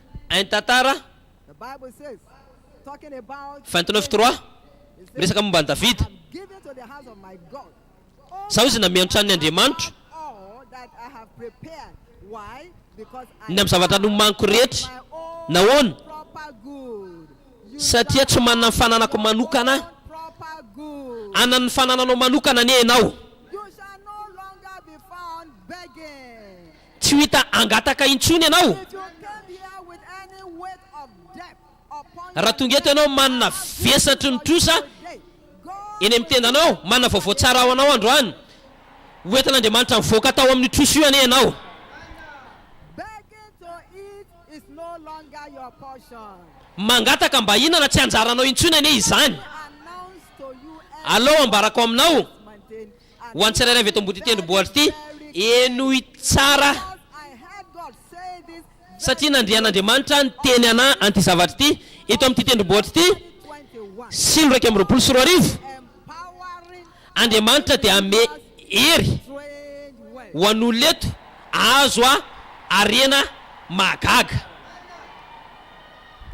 After Shiloh this year, Rehefa vita ity solo amin'ity taona ity, misy olona maro be eto give a testimony of men'Andriamanitra vavolombelona us to hoe grace. avy any amin'ny bozaka lasa mahazo fahasoavana. God will give you a testimony of Men'Andriamanitra vavolombelona ianao riches. hoe olona tsinitsinina lasa olona mpanefoefo. Amen. Raha ianao zany olona zany aseho amin'ny alalan'ny amainina anao. Abraham God, sakaizan'Andriamanitra very rich. Genesis, dia tena nanan-karena be. Genesis 32. a lover Isaac of God was dia lehilahy tian'Andriamanitra great and very dia lehibe rich. dia tena nanan-karena lehibe. Verse Genesis 26 and 14. 13-14. By Noho the izany, word of the Lord, you amin'ny alalan'ny tenin'Andriamanitra ianao dia anan-karena be tokoa. may I receive it. Teneny hoe raisiko zany, And you shall be very rich. ozy eo mpanefoefo aho ianao. But remember, Fa tadio riches in the kingdom, ny arena tao amin'ny fanjakan'Andriamanitra dia amin'ny alalan'ny fatokisana. God will give his riches to those Andriamanitra dia amen'ny arenany who built it. ho an'ireo izay izarany zany, Hoard it, fa tsy ho an'ireo olona it, izay olona anangona sy azona an'izany ho anazy irery, God, fa omendry an'ireo mpizara ny arenany. Lord will Tadio fanambinana never forget. tsisy fanomezana dia hokenda. Shall not be your portion in Jesus' Tsy anjaranao ane zany amin'ny anaran'i name. Jesosy. Man in the house has told us over Mpanompon'Andriamanitra atrano ny teny antsika hatrany that one time fandray one andro. approached him many years ago and said, please don't say you'll be rich again. And then he came in the open. Nisy olona nanantona anazy niteny anazy hoe aza miteny tsony hoe anakarena, dia niteneniko le olona hoe tsy ho anakarena fotsiny fa ho mpanefoefo lehibe. That's why Ka ny arena mamaly eto amin'ny tiraka ity. Ny loha eto amin'ny tiraka ity tsy tokony angataka. to collect money. tsika tsy mampiasa valopy anangonana volany amin'ny olona. Andriamanitra mamatsy ny zavatra ilaitsika araka ny aren'ny voninahiny. Naiza misy anarana hoe winners. Hitanao zavatra eritreretin'ny olona voalohany dia fanambinana, fiangonana ambinina zany winners zany, ambinina manomboka androany. Zay koa ny nafatarana anao manomboka androany dia hovely ianao ary anakarena. Teneno raisiko zany. Rehefa miasa ilay izy eto amin'ny tirakty dia hiasa koa izy ho anao. Amarana koa azy. Inona reo proof ny fitiavana tena izy ho an'Andriamanitra. Ny fitiavana dia tsy afaka fenina. Naiza misy fitiavana dia miariary be. Ka reo tsy zany proof ny fitiavana an'Andriamanitra tena izy. Anisan'ny proof fitiavantsika an'Andriamanitra dia voalohany dia fitiavana ny tenin'Andriamanitra. Raha tian'Andriamanitra ianao dia ho tianao ny teniny. Atsangano ny baibolinao dia tena hoe tia ny baiboloko. Tena hoe tia ny baiboloko. Tiako ny tenin'Andriamanitra. Manaova amen mafy. Psalm 119. Psalm 119 80 17. Tena tiako ny lalanao. Ny fisaintsaina koa an'izany amin'ny andro rehetra. Eno tsara tery ray aman-dreny. Anisan'ny vola lehibe indrindra sy fanomezana sarobidy afaka omenao ny zanakao dia tarianao amin'Andriamanitra aloha indrindra izy. Atao fitian'Andriamanitra ny zanakao, atao fitian'Andriamanitra meloa eo amin'ny fiainana. Dia rehefa lehibe zareo dia mifitsarana anao. Ta mbola tanora ny zanako tany an-trano dia zavatra teneniko an'zareo foana hoe alohan'ny nananao sakafo ara-batana dia ataovy aloha ianao mirana sakafo ara-panahy. Satria ilay sakafo ara-nofo dia ho amin'ny vatana ara-nofo. Fa ny sakafo ara-panahy dia maka amin'ny fanahy maha-olona anao. Ataovy azo antoka fa mihinana ilay sakafo ara-panahy aloha ianao zay vao mihinana le sakafo ara-batana. Ary fifaliana lehibe ankehitriny zareo rehetra dia nitomba olona lehilahy sy vehivavy tia an'Andriamanitra. Dia nefa zareo tsy niterena akory no tia an'Andriamanitra. Amen. Ny ray aman-dreny rehetra eto rehefa ataonao tokoa zay men'Andriamanitra vavolombelona lehibe ane ianao. Raha eto ianao ka maditra ny zanakao mivavaka le Andriamanitra ny lanitra amangy anao eto ambony ty tendrombohitra ty. Tena naiza misy andreo zanakao reo le Andriamanitra tomponao tsilo hitondrandreny hiverinao aminao ndray, hitarika ny diany ndray. Nareo zay manan-janaka tanora na mbola tsy manambady ty le fanapa-kevitra mila ataonao. Rehefa ataonao zay ny fanampian'Andriamanitra lasa anjara anao. Manaova amen.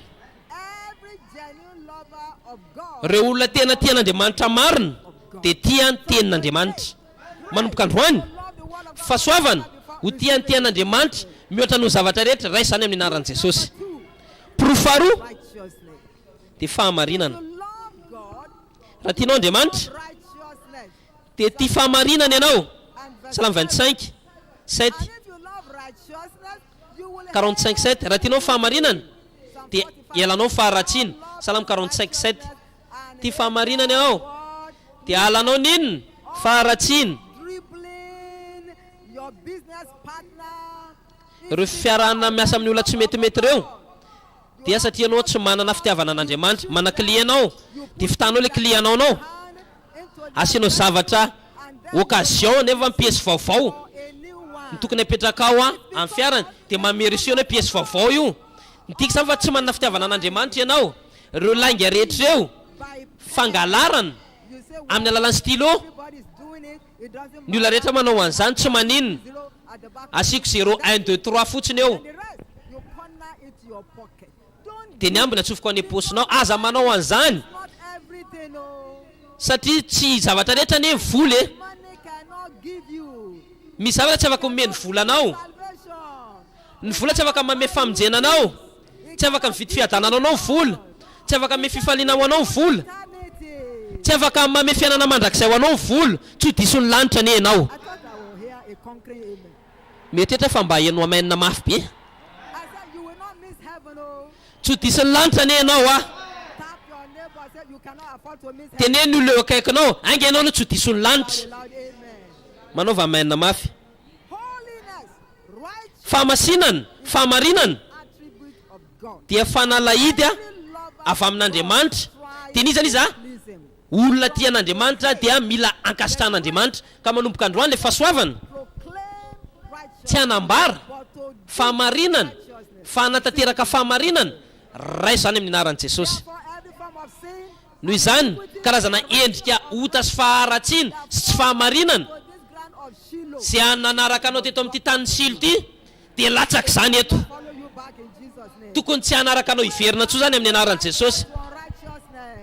Afa amin'Andriamanitra ny tananao dia tena hoe veloma ary tsy fahamarinana, veloma ary faharatsiana. Manaova amainina mafy. Proof fahatelo dia fitiavana ny tranon'Andriamanitra. Salamo 84:2. Faly ary ozy ireo tamiko, andeontsika ho any an-tranon'i Jehovah. Salamo 122:1. Raha tena tian'Andriamanitra ianao dia faly foana ianao rehefa anatrika fivoriam-piangonana. Ny tranon'olo tianao dia tsy lavitra anao mihitsiny. Noho izany tsy ho terena intsony ianao hamonjy fiaraha-mivavaka. Fa efatra dia fitiavana fanahy. Fitiavana fanahy, fitiavana fanahy. Jona 21:15-16. Jesosy niteny tamin'i Petera, fahany ny ondriko, fahany ny ondriko, fahany ny ondriko.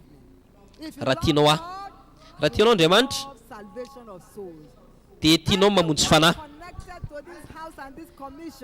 Nizaniza mifandray amin'ity tany tsisy tiraka ity, renao hatrany mpanompon'Andriamanitra ny teny hatrany. Matthieu 6:33. Ka tsy aloha mifanjakan'Andriamanitra sy mifahamarinana dia ny zavatra hafa rehetra dia atao fanampinao anao. Efa renao izy ny teny hoe tiany mamonjy fanahy, tadio tsy vao zao zany nanomboka no fahasoavan'Andriamanitra amin'ny herintaona. Ataontsika 70 taona ny vadinay na izany arany. Eno tsara ty,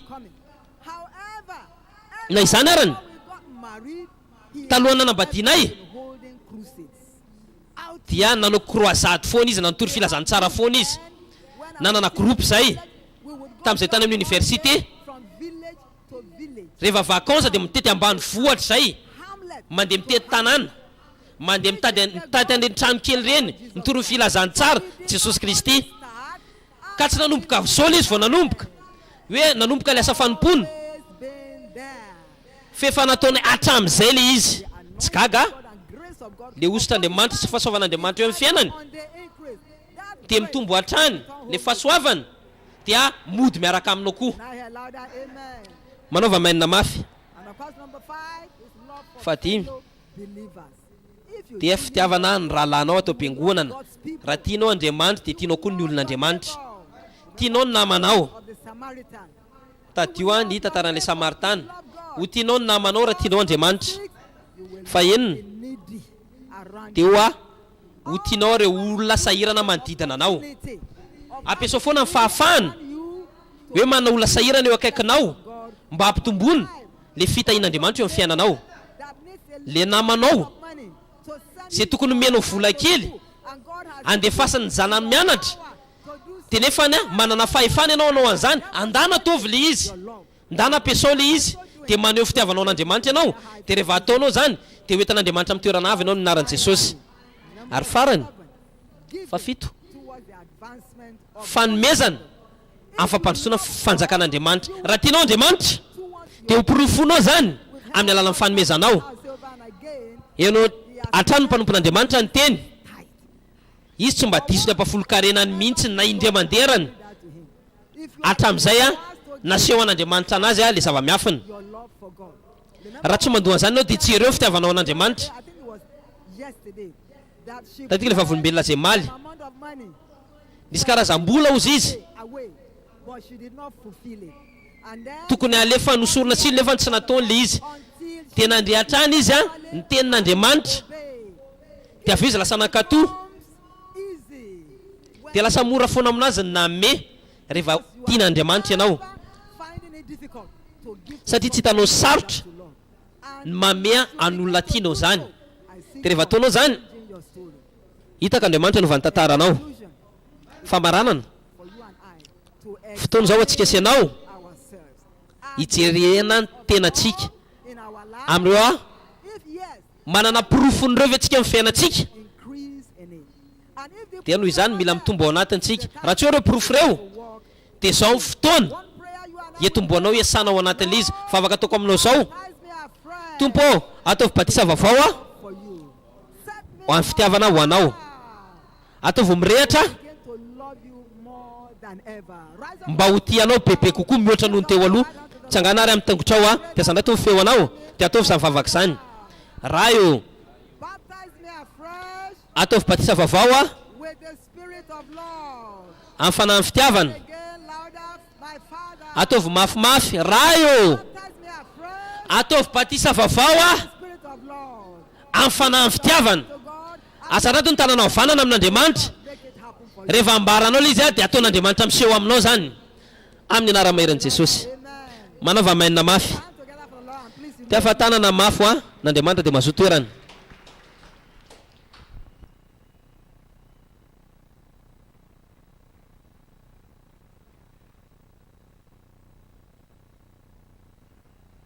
For that awesome word received this morning, is somebody still clapping for Jesus Christ? Dia fa tanana mafy n'Andriamanitra ho amin'le teny mahafinaritra be teo a Shilo raiky amby roapolo sy roa arivo manoatra no mpandresy aho. Please let's listen to Shiloh announcement this morning. Eno tsara ty filazana Shilo ty a terana ny tompo. We are all admonished to acquaint ourselves with the schedule of services in this prophetic feast. Mila manitsy ny tenatsika zany tsika am'le a programa tia fivoriana lehibe ty. They are as indicated in our bulletins, and the specialized sessions of Shiloh include the healing and deliverances, father and mothers of nation, breaking Reo daholo zany fampianarana misy a mandritry ny le atrikasa fanasitrana sy fanafahana reny tsy raha firenena maro a tsy mba manangana kristianina tokatrano fombiazana asa sy fandrarana fombiazana amin'ny fianarana amin'ny am'roa sasany zany le izy aty amintsika dia amin'ny valo alina aty amintsika zany a le a alina fionana aty amintsika zany amin'ny roa sasany le atrikasa ary ny alina fionana kosa manomboka amin'ny valo. We are all admonished to acquaint ourselves with the camp ethics contained in our bulletin and report any violation or suspicious behavior. Tsika ihany koa zany a mila manaraka an'le lalàna sy napetraka ato am-piangonana amin'ny resaka fatoriana. Translation takes place at the youth chapel, while the French translation takes place at the Hope Wing of Faith Tabernacle. And number 4, Shiloh offerings. Fanatitra Shilo apatsivontsika fanizany izy te ame fanatrany amin'ny saika dia soratana zany a ho atsika ato Antananarivo zany a Winner Chapelle Antananarivo zany a ny ratana an'le izy fo rehetra zany a dia soratana amin'ny alalan'ny numéro de compte fiangonana zany a soratana Winner Chapelle Antananarivo zany a ny tsika. Giving channels are also on the church website. Jesus is Lord. Please put your hands together for Jesus. Tia fa tanana mafy an Jesosy ianao a.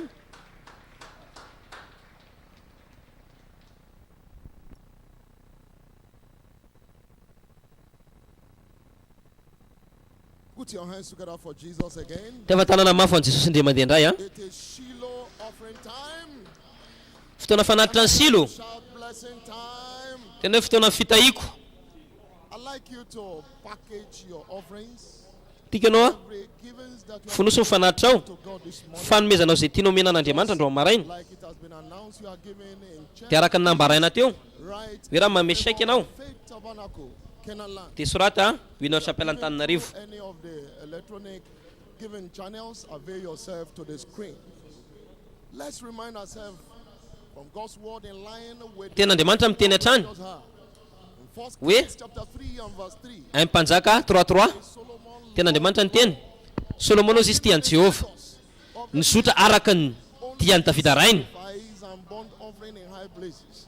nanao sorona izy tamin'ny toerana avo Major expression fanomezana dia anisany fanehoana fitiavantsika an'Andriamanitra fa tian'Andriamanitra zao tontolo zao dia nanome izy of God this morning. You want to express fatako fa tianao Andriamanitra andro amin'ny maraina ka te hanaporofo an'izany ianao mitsangana ny tongotrao seed in your hands any mivoiny tananao unto the Lord.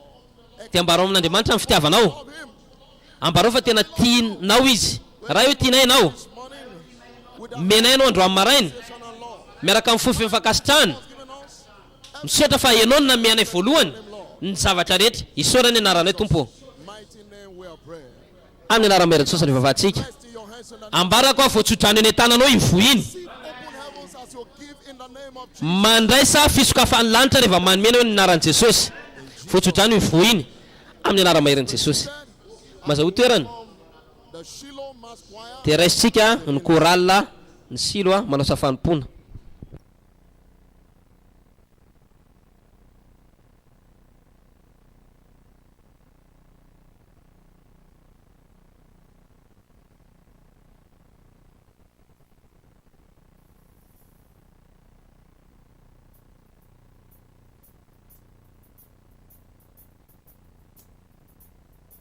Somebody know, if you know you are more than conqueror, can you shout hallelujah? Father, we bless you, Jesus. We love you, Lord. Thank you, Lord. Listen. These are the days of Elijah, declaring the words of the Lord. And these are the days of your servant Moses, righteousness being restored. And these are the days of great trials, of famine and darkness is sown.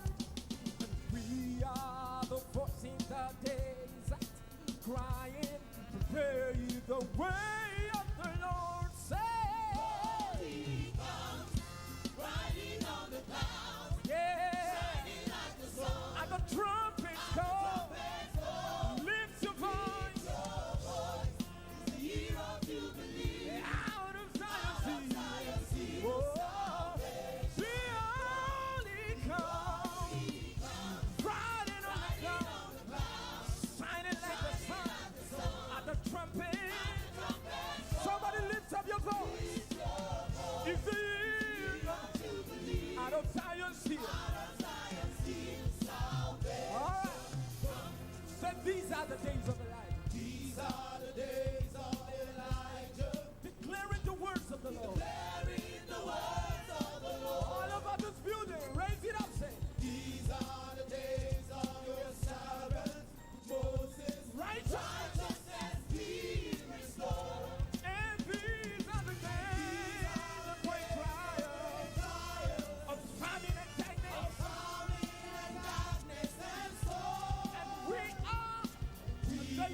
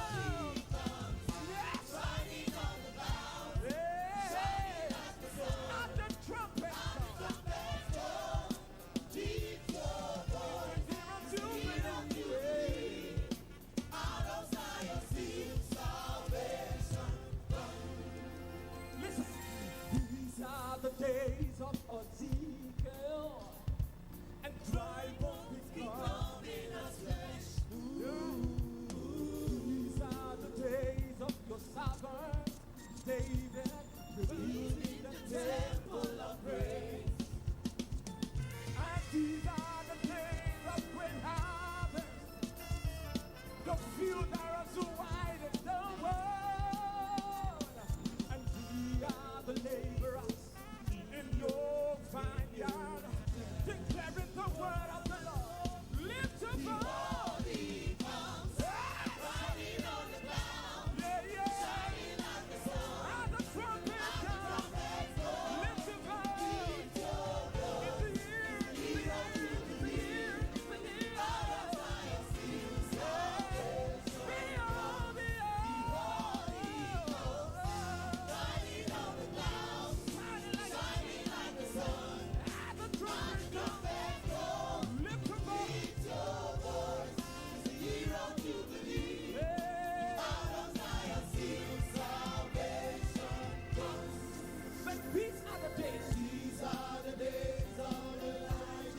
Declaring the word of the Lord. Declaring the word of the Lord.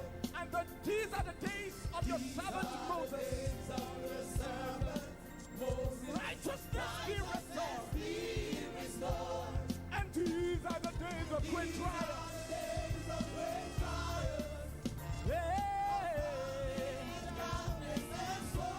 And we are the voice in the desert. Preparing the word of the Lord. These are the days of the sick. Dry bones becoming as flesh. And these are the days of your servant David. Rebuilding the temple of praise. And these are the days. The field there is wide in the world. And we are the laborers in your vineyard.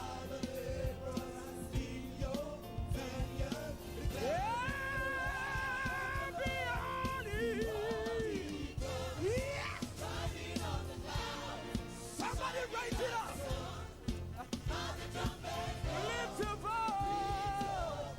It's the year of Jubilee. Out of Zion.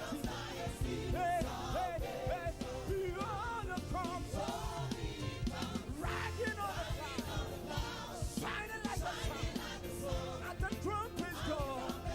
Lift your voice. It's the year of Jubilee. Out of Zion.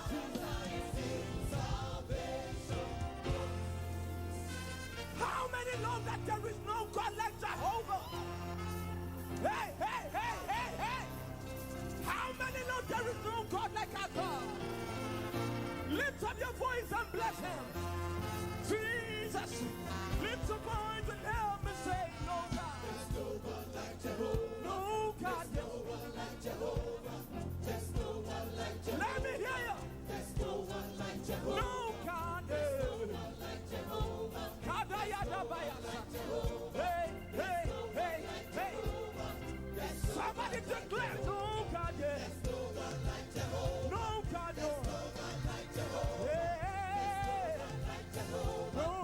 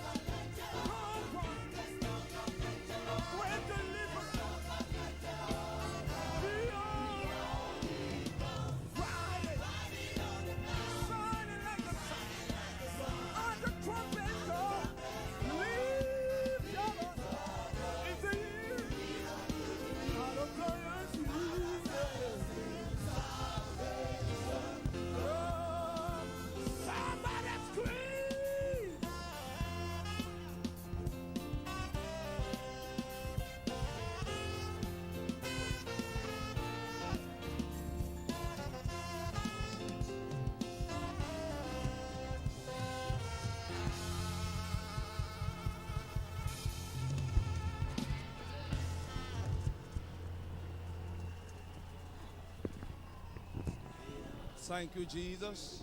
Sotra Jesosy a You joyfully again give God a big hand and take your seat. ampifaliana raha tiafatanana mahazo toerana. No doubt, this Tsy salasalana morning's hour of visitation fa izao ora famangina maraina ty a dia tena feno a dia feno tokoa. already carrying the load. Ary efa azoko antoka fa efa mitondra ilay vesatra sady ianao a ny teniny, ary hoentinao tsara ane zany vesatra ny teny zany, hoentinao mody any trano ane zany fahafenoany zany. Any anara tsara be Jesosy. Ny voninahitra ny trano anankiray a dia amin'ny famarana anazy. Ny teny antsika ny tenin'Andriamanitra Salamo 138, Jehovah hoy sisy atanteraka izay rehetra mahakasika anao. The building commenced. Efa natomboka ny fananganana, ora vitsy lasa zay. The foundation was laid. Tapany voalohany a napetraka ny fototra, tapany faharoa Walls raised. dia hitanao fa nitsangana ny rindrina, The roof. tapany fahatelo a dia hitanao fa natao a ny tafo a. The fourth ward right now. Eny tapany fahaefatra ary tsika zao a, Finishing ward.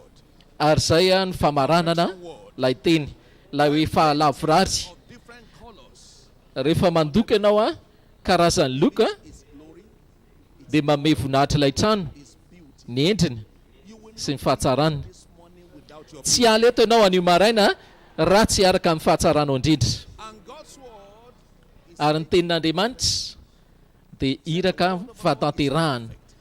Ny tenin' Jehovah ho sisy lavorary, mampahendry ny kely saina. what started with word 1 will be Izay completed natomboka with word 4. tamin'ny tapany voalohany a dia faranana amin'ity tapany fahaefatra ity. Miala eto ianao ny maraina Colorful in this hour of visitation. dia tena maro loko tokoa ianao amin'ity ora famanginy ty. Rise to your feet with me and Tsangana dia mandeha ary mitongotrao a dia nitenena amin'Andriamanitra izay rehetra efa natomboka ao tampoka tamin'ity ora famanginy ity a, tiako zany aho ho vita tanteraka. that thing that is missing, Zany hoe ninina tsy ampy rehetra, perfect it. tompo ataovy lavorary zany, Make it available. fa tsy ho zany, ataovy vonina zany, ataovy izany vavaka zany ary. So yet, Mbola tsy vita ny tian'Andriamanitra atao aminao, ka teneno let izy. there be a completion. Tompo, aoka ho feno tanteraka, aoka vita tsara, aoka isy fandokoana tsara To do amin'izay rehetra efa natomboka ao tampoka commence this morning. hatramin'ny androany ty ora amin'ny famanginy ty tamin'ny alalan'ny teninao. Affect me. Aoka ny teninao alavorary aho. Seen some changes. Efa nahita kasika, efa nahita fiovana, efa nahita fitahiana, Action of your word. fa mangataka mba ho lavorary amin'ny alalan'ny teninao. Name of Jesus. Tonga lafatra amin'ny alalan'ny teninao. Give him glory for Amin'ny anaran'i Jesosy Satsandraro ary tananao a, me ho azy ny voninahitra fa efa vita sady zay. already. Efa vita sady ny amin'izay. God's servant. Raisitsika ara mpanompon'Andriamanitra, raitsika apôstôly amin'ity iraky a, mbola ho ampiasain'Andriamanitra indray izy andefa ny teniny amintsika.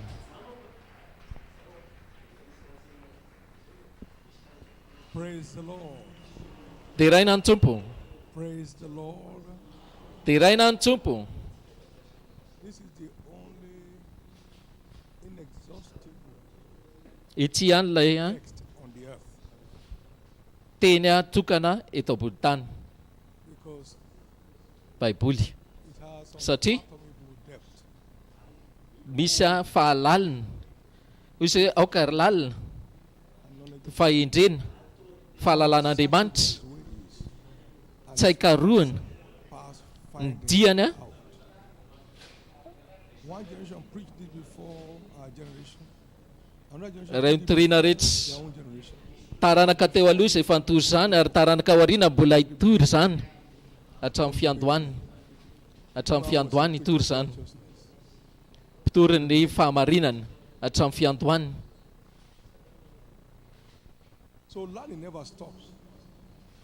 Ka ny fianarana zany tsy mba misy farany rehefa ao anatin'ity Baiboly ity. Never stops. Ny fianarana dia tsy mba mitsahatra,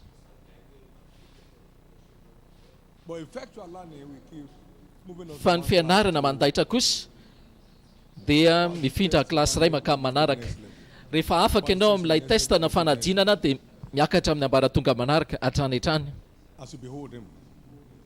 taka mijery azy amin'ny teniny a dia hovaina tovy aminy a avy amin'ny voninahitra maka amin'ny voninahitra ka tsy salasalana be dehibe ny fiovana sy fanakatoerana teo amin'ny teny voalohany a teny faharoa teny fahatelo ary tsy farana mihitsy zany.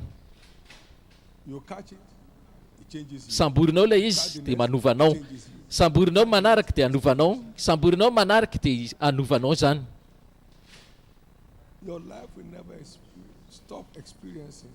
Ny fiainanao anie tsy atsapa fitsaharana,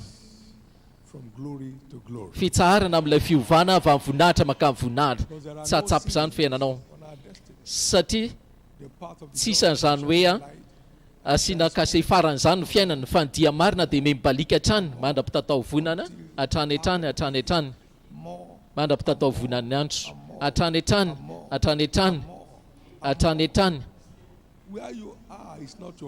Ny toerana misy anao io tsy ho ny farany. Amen. Tena marina do satria hovokisany isan'andro tsika amin'ny tombotsoany, isan'andro isan'andro. Salamo 68:9. Ary isa-maraina miavao foana lehibe fatokiny.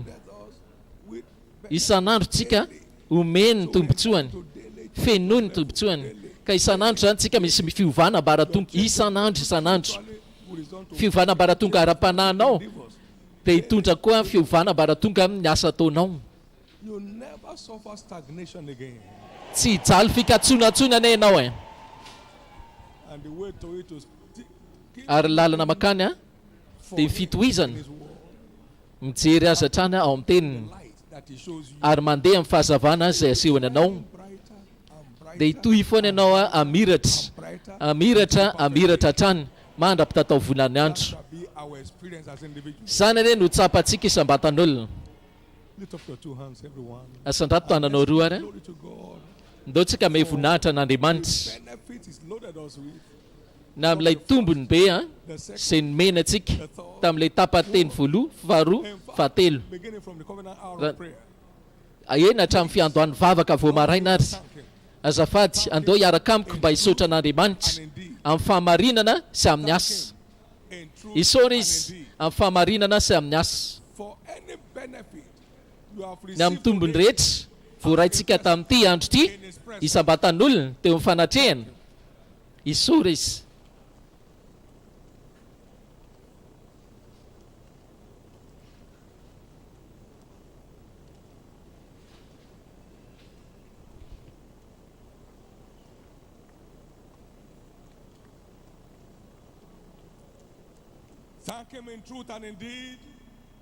Isaora izy amin'ny fahamarinana sy amin'ny asa. Andriamanitra mahagaga ny tompo antsika.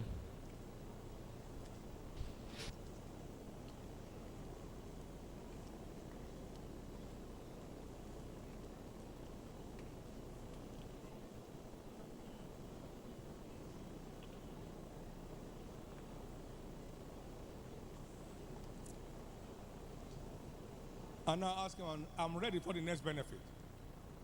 Mangatamy ara fa vonina indray amin'ny fitahiny isan'andro dia fikisantsika amin'ny fahatsarany. Vonina indray ary amin'ny tapany hafa tombony avy amin'ny fandefasana ny teninao sady kafanao no masonay.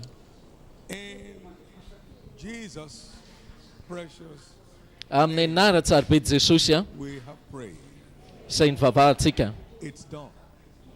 Vita zay.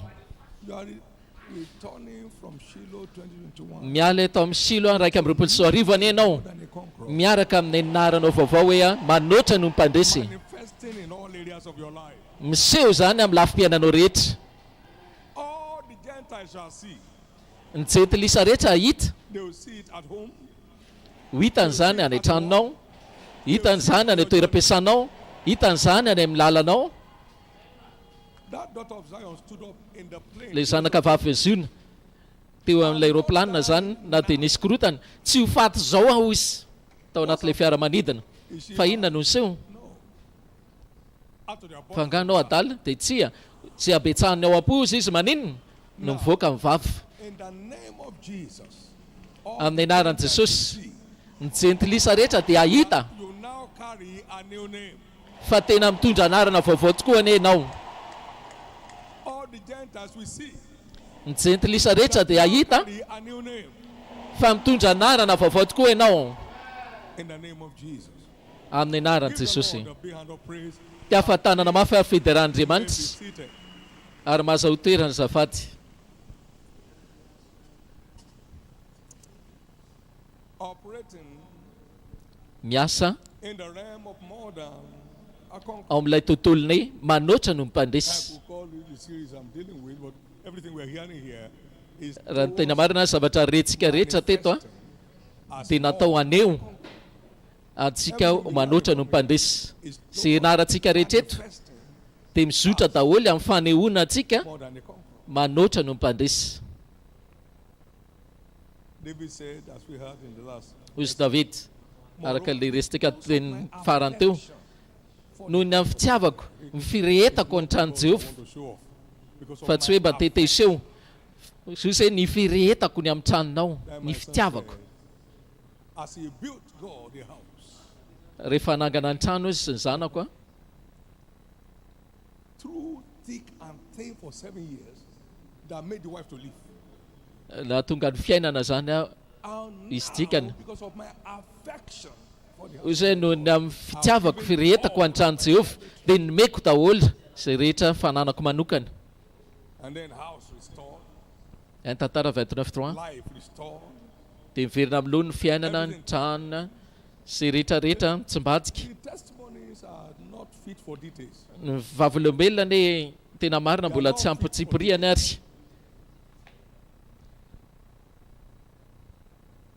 Many things will happen in Be dia this be ny zavatra iseho more than a conqueror. amin'ity vanim-potoana ny manoatra ny mpandresy ity. Be fit for details. Mety tsy ho tratra akory ary ny atsiporiany. Ary be dia be ny zavatra tiako lazaina anao fa tsy mbola zakanao zany ankehitriny. I don't want to run away. Tsy tiako ianao mantsy hitsoaka. Tazotazomiko fotsiny le izy. Satria noho ny alehibiazany le izy. That's how awesome your Zay ny antony hoe than a conqueror era lay manoatra, lay vanim-potoana ny manoatra ny mpandresinao koa ane ho lehibe tahaka izany in the name of Jesus. amin'ny anaran'i Jesosy. We're going on the part 2 Miditra ary tsika le tapany faharoa of Rema amin'ilay toeran'ilay hoe rema in the realm of amin'ny fiasantsika ao amin'ilay tontolony manoatra ny mpandresy.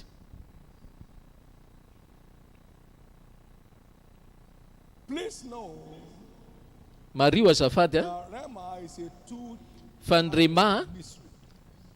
dia zava-miafina fantsona roa. God speaks to his people Andriamanitra dia miteny amin'ny vahoakany mivantana, in his instructions and giving mandefa ny toromarikana, manome taridalana,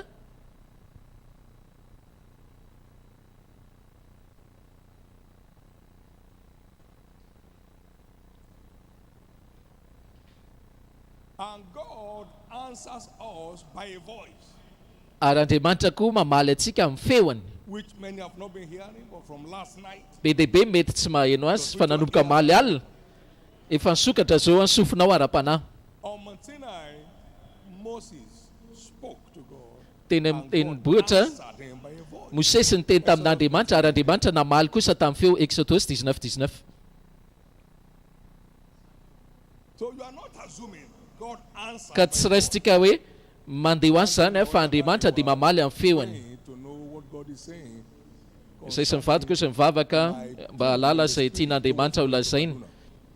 Izay ohatran'ny hoe ny fitepony foko a noho ny tamin'ny kadona dia noho ny atao anatin'izay izy dia miteny mitsangana dia teny tamiko tamin'ny feo izy. Raiso izay zany baibolinao dia raisiko ny baiboliko dia nisokafako le izy. And I said, Lord, what shall I do? Dia hoy zao hoe tompo inona ny tokony ataoko. Arise and go down Dia hoy izy tamin'ny mitsangana dia makana ny Damaskota. Avy ao amin'ny baiboly zany nakazan'izay asan'ny apôstôly 22:10 namaly nivavaka nataoko izy. And I said, Lord, what shall I do? Dia hoy zao tompo inona ary ny tokony ataoko. Mitsangana. God had just answered. Oh, now wait Dia hoy till zao hoe Is that Damascus? efa namaly ary Andriamanitra fa angamo misy Damaskosy aty Nigeria. We're asking, should we go to Kaduna or not? Tokony ho any Kaduna ve zay sa tsy? I said, Lord, what shall I Dia do? namaly izy tsia. Dia hoy izy hoe mitsangana fotsiny. Mivantana zany fa tsy hoe tsy hoe ataotao voamaraina be. Now, we were in prayer. Tao anaty vavaka izay tao Why is this Kaduna. church not growing? Fa maninona tompo ty fiangonana ty tsy mety mitompo? And he said, Ny fiangonana moa efatra. stand up. Dia izay mitsangana. Hot afternoon. Mivantana indray zany feo zany a. Atoandro mafana be. Dia arao aho izy. I stood up. He didn't say, "I'm Dia telling you nitsangana. anything." Tsy nitena izy hoe aiza. Fa dia mitsangana fotsiny. He said, do you see him? I didn't, but I'm following him. Dia hoe hitanao ve Andriamanitra tsy hitako izy fa manaraka azy fotsiny a.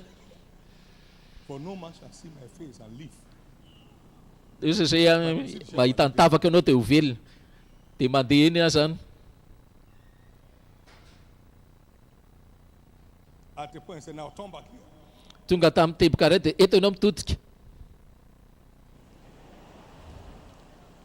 Then he opened my eyes. Dia sokafany amin'izay masoka. Ara-batana io a. Dia nahita Spread on the roof of the rahona maizina be izy teo ambonin'ilay fiangonana. Now deal with it. Dia izy karakarao io. Spirit of darkness. There's a light that Ianao ry fanahy maloto. Darkness cannot Fa maizinana. Maizina tsy vitanao izy. Melamy io tafo io anao. Dia niorongorona izy izy tahaka ny tapila izy. Dia namety toromarika efatra amin'izay Andriamanitra. Izay nitondra ilay fitoboam-piangonana tsy isy farana. traded to this. Dia ohatr'izay a no nitondra antsika amin'izao teboka izao. Ary raha antsika foana hiasa antsika izay mandrakizay. Answers by voice. Mamaly foana izy amin'ny alalan'ny feo. Hearing. Tsompo diovy tsara ny sofiko. Te handre avy aminao a.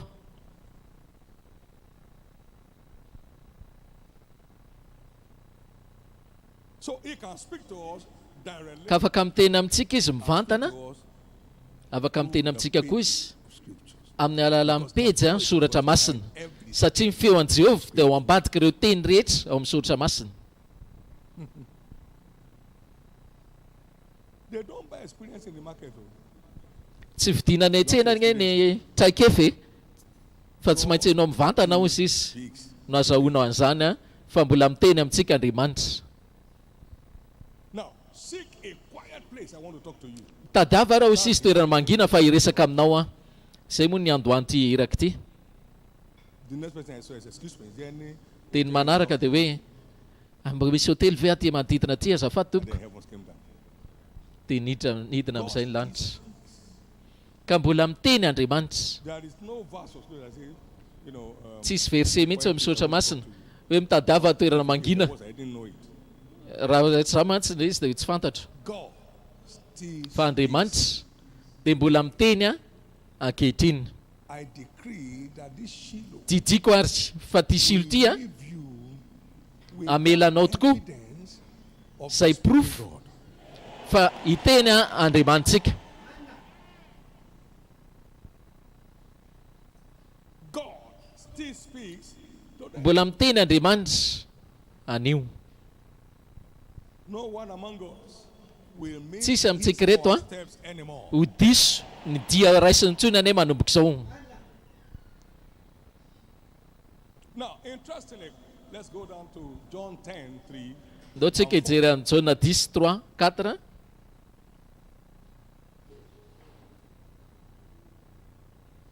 To him the potter opened it, Ary izy izy nivoahin'ny mpianatra vavahady ary ny ondro izy meny feony. gathered his own sheep, Ary izay ondrony tokoa dia antsony amin'ny anarany avy them out. ka entiny a mivoaka. Lord, give me an experience of you. Tsompo calling me by name. ataovy mahatsapanao a miantso an'ny anarako. Firy amintsika mba te hantsapa an'izany. To personalize is in Ohatran'izany mantsy ny fomba fanaovana ny toromarika ny hoe aminao mihitsy He wants na ny toromarikany. one speaking, and I'm speaking not to the air. Tia fantatra anao izy miteny amin'ny tsy any amin'ny rivotra izy miteny fa enao mivantana. Antsony tsiraray amin'ny anarany izy ny ondriny. There's only one time God called me boy. Nisy fotoana izy izy niantso an'ahy Andriamanitra tovolahy Son David. dia ankehitriny avy eo indray hoe ry zanako When I Davida. was going off his agenda for my life, Tamin'izao izy izy nanao an'ny azondahany andeha hamangy olona ray namako. Dia izy izy hoe diso you have the ianao. right. We are told it's your father. It's my father. lasa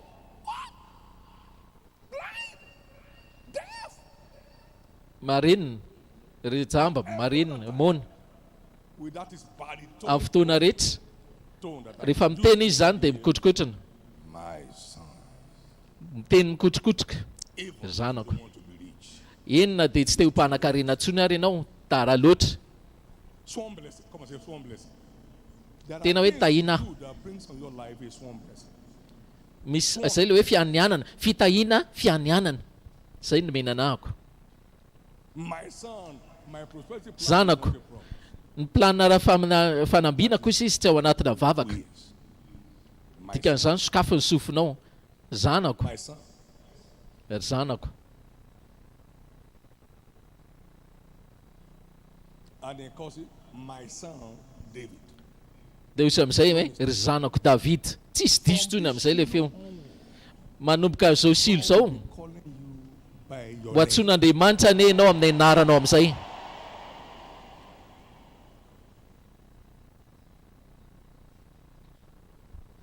If I have any problem with anything, not raha manana olana ahako where I am now by grace, amin'ny toerana misy ankehitriny it's no guesswork. It's by dia tsy atao ako sambatsapa le izy fa avy amina toromarika mazava tsara commandments. didy mazava tsara fa tsisy ako tsapatsapa I didn't feel sorry once for coming to this place. I didn't walk overnight. tsy mba hoe niasa ako alina mba togafana amin'izao The first Sunday here, we didn't feel this out. We didn't feel. ny alato voalohany ao sisa izy nitondra ny olona Amen. You know what it means to scatter? We scatter over. ianao moa tikan'izany hoe paritaka misy vahoaka eto Come down here now. There's no point scattering. makanesa daholo nareo maketo makarisy makeria dia hoy hoe raha velona koa Jehovah manomboka fivoriana faharotsika maraina No confusion. tsisy fisalasalana tsisy fahaverezan-kevitra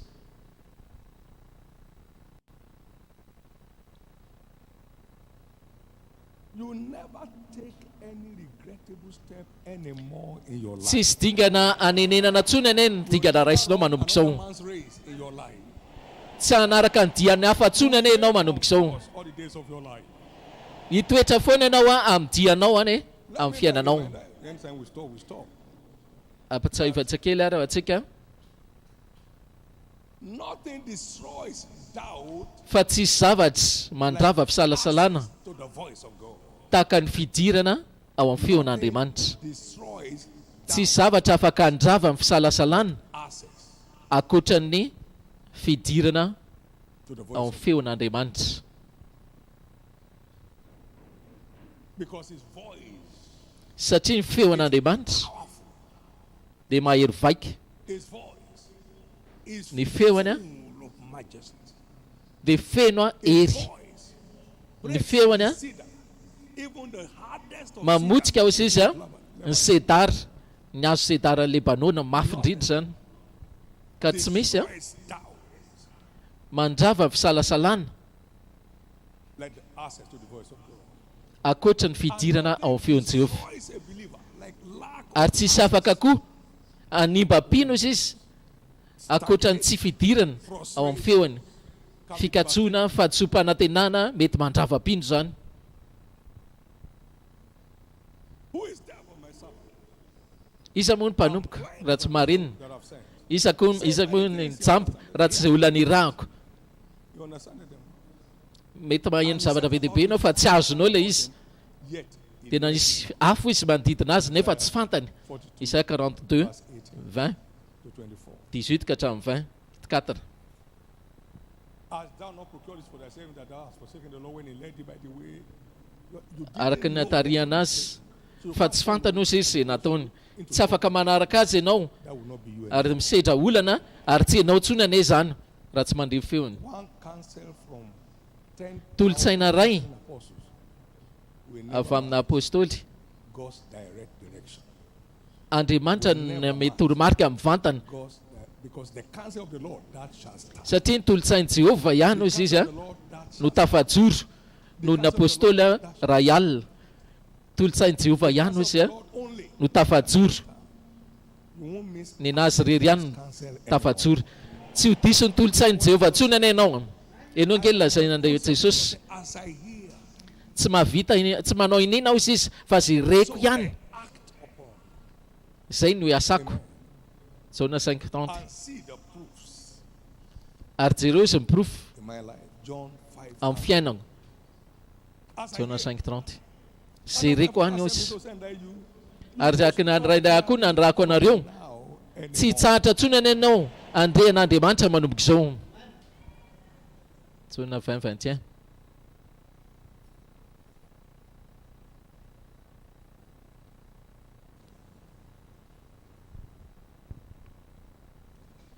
Now, zao ara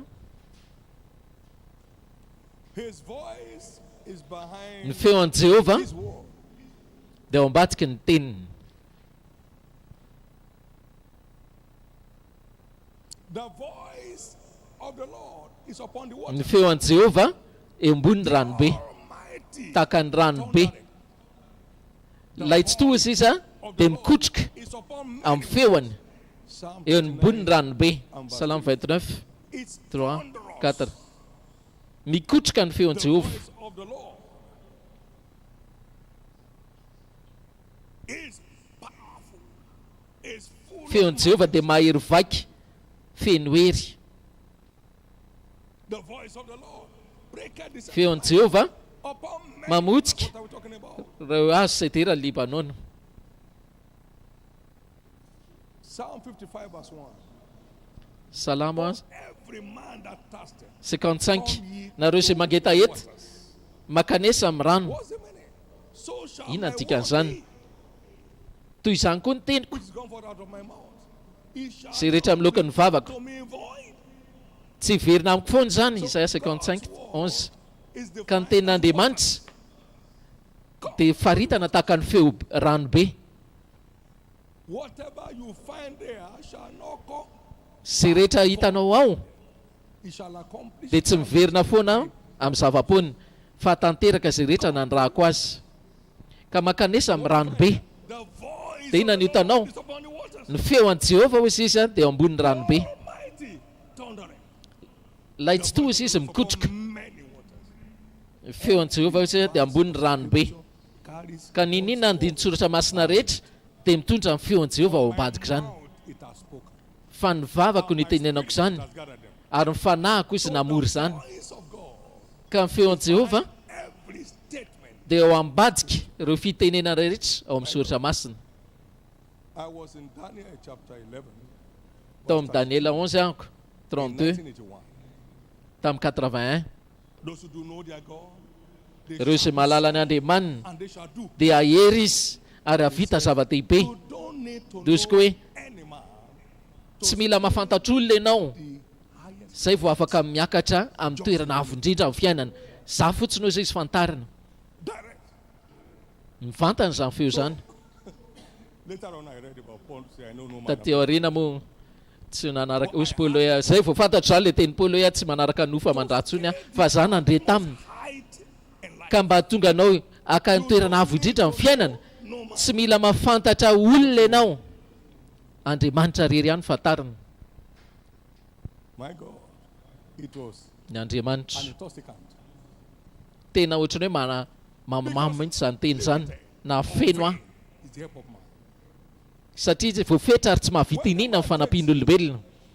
Rehefa ny olona mantsy no mikarakara anao na mitondra anao dia tsy eo amin'izay zaka ny tanany ihany. Arm of God. Fa rehefa ilay tanan'Andriamanitra maritra mandrakizay no maka anao Far, far behind. avy any amin'ny lavitra drindra any Up to the highest high. dia hoentiny ianao any amin'ny toerana faratampona. The most high. Ary ny anarany ilay antsoina hoe avo indrindra ary ny tanany avo noho ny tenany. And is higher than him. True of us. Ny tanan'ny olona rehetra mantsy avo noho ny tenany. Marina sa diso sa anao foy kely noho ny tananao. So when he throws that everlasting arm Ka rehefa ny tanan'ilay avo indrindra no maka anao avy any am-pontsy to the palace, avoaka ny tao izy ho any an-dapa. so send us help, O God, for Ka tsompo manandefasa fanampiana satria zava-poana amin'ny fanampian'ny olona. Salamo 71 hoy izay lozan'izay rehetra matoky olona ka ny nofo nataony sandriny. Jeremia 17:5 17:5 fa hitoetra ny amin'ny tany izy toerana tsisy ponina ary tsy ahita izy zavatsoa.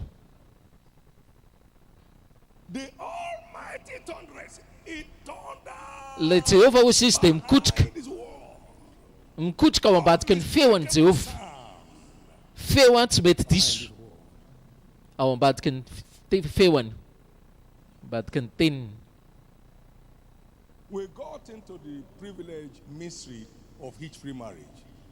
Tafiditra tao amin'ilay zava-miafiny hoe fanambadiana tsy sakatsakana noho ny andidy avy any an-danitra.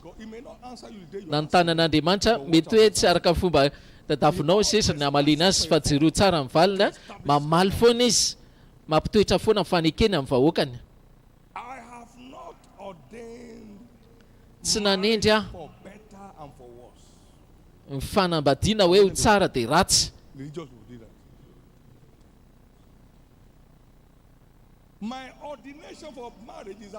Fa ny fanendraiky ny mariazy dia hoe tsara ny roa noho ny ray ary azo valim-pitiny ny asany izy. Mpitoroteny 4:9. Ny ray manenjika rivo, ny roa kosa manenjika ray alina, ampandositra ray alina. Deutéronome 32:30. Mitady taratasy mba ho soratako satria mandefa didy izany amin'ny valina dia reny boky reny ao anatina fiara publique zany azafady hoe ianareo anaty bus ato misy hoe taratasy ve mba androata kely tonga fanambarany. Nanao diky tamiko izy zany andreo teny anankifito mikasika amin'ny fanambadiany, tsy mbola namaky boky momba an'izany aho. Dia nitsangana niala teo amin'io dia niteny fanambarana ho an'ny fanambadiana tsy sakatsakana. Mamaly foana Andriamanitra amin'ny feo mikotroka ao ambadiky ny teniny. Your marriage is off that frequency of for better for worse. Ampy zay amin'ny fanambadianao zay le hoe tsara dia ratsy, tsara dia ratsy. Fa manomboka izao ny ankonana rehetra divorcé na hoe misaraka toerana didiko fiadanana ane ho anareo. Nisaniza misara-panambadiana eto nataony devoly didiko famerenana milony mahagaga.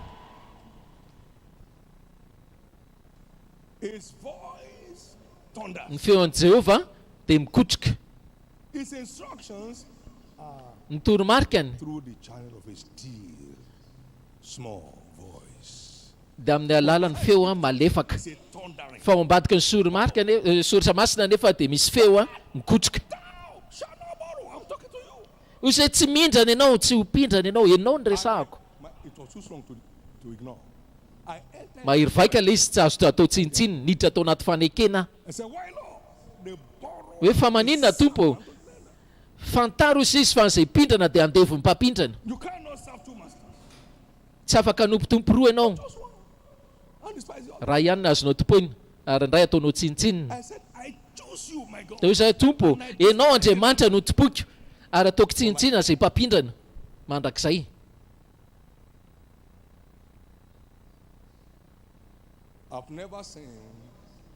Tsy mbola nahita hoe fakapanaamba indram-bola.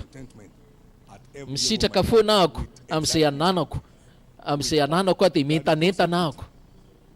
Tsy izany mitsetserana izany miaraka amin'ny fientanetana ny faratampony amin'izay ananako. Misitraka ahako amin'izay fahasoavan'Andriamanitra izay amin'ny raha ambaratonga am-piainako rehetra ampifaliana. Ny feony dia mikotroka ao ambadiky ny teniny. Ny fidirana ao amin'ny feony dia mandrava ny fisalasalana.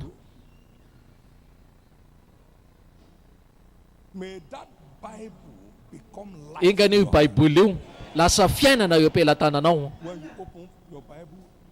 Rehefa sokafanao ny Baibolinao dia andrefy vaovao ianao avy amin'ny rainao. Miandrina hoe vaovao avy amin'ny rainao.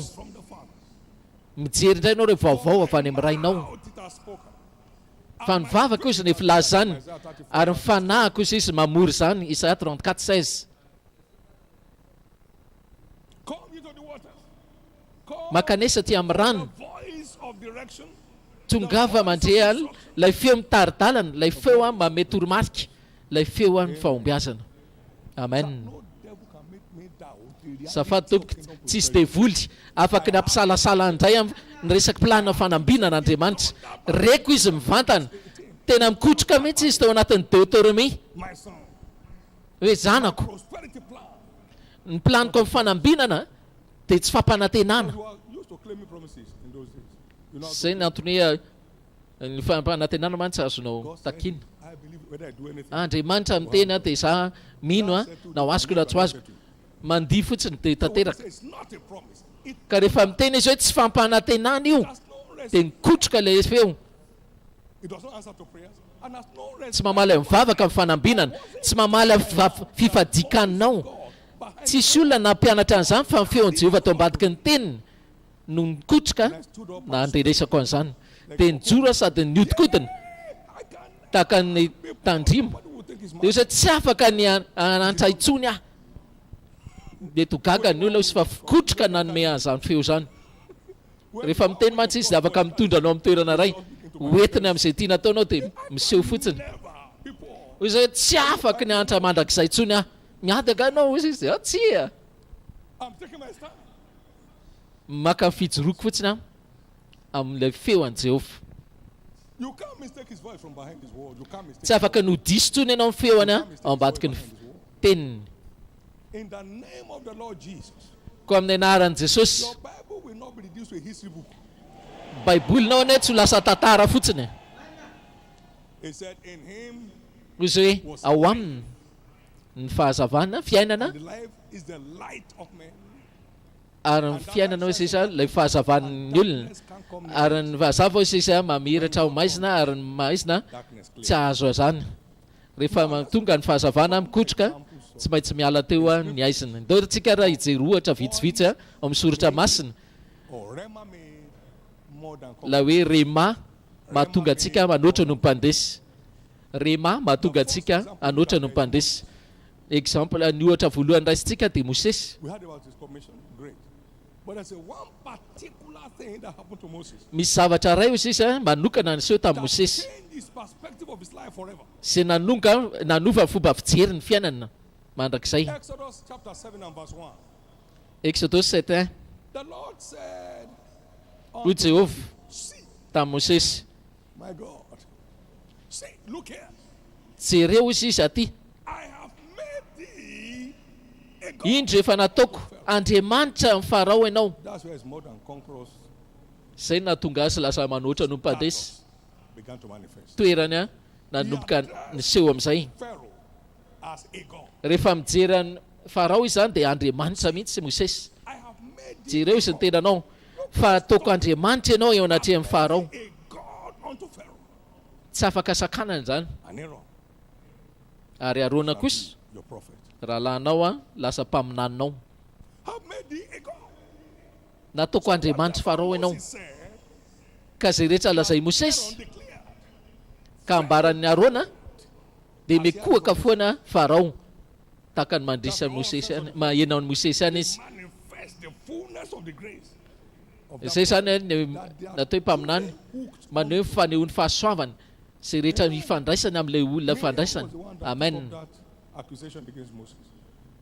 be deaibe mantsy lasa ohatrany hoe nakina fotsiny any Oman Mosesy fa zaho izy izy anisany ondry nangina fotsiny Mosesy ary dia tonga Andriamanitra nampangina ny Miriama noho nylay vavabeany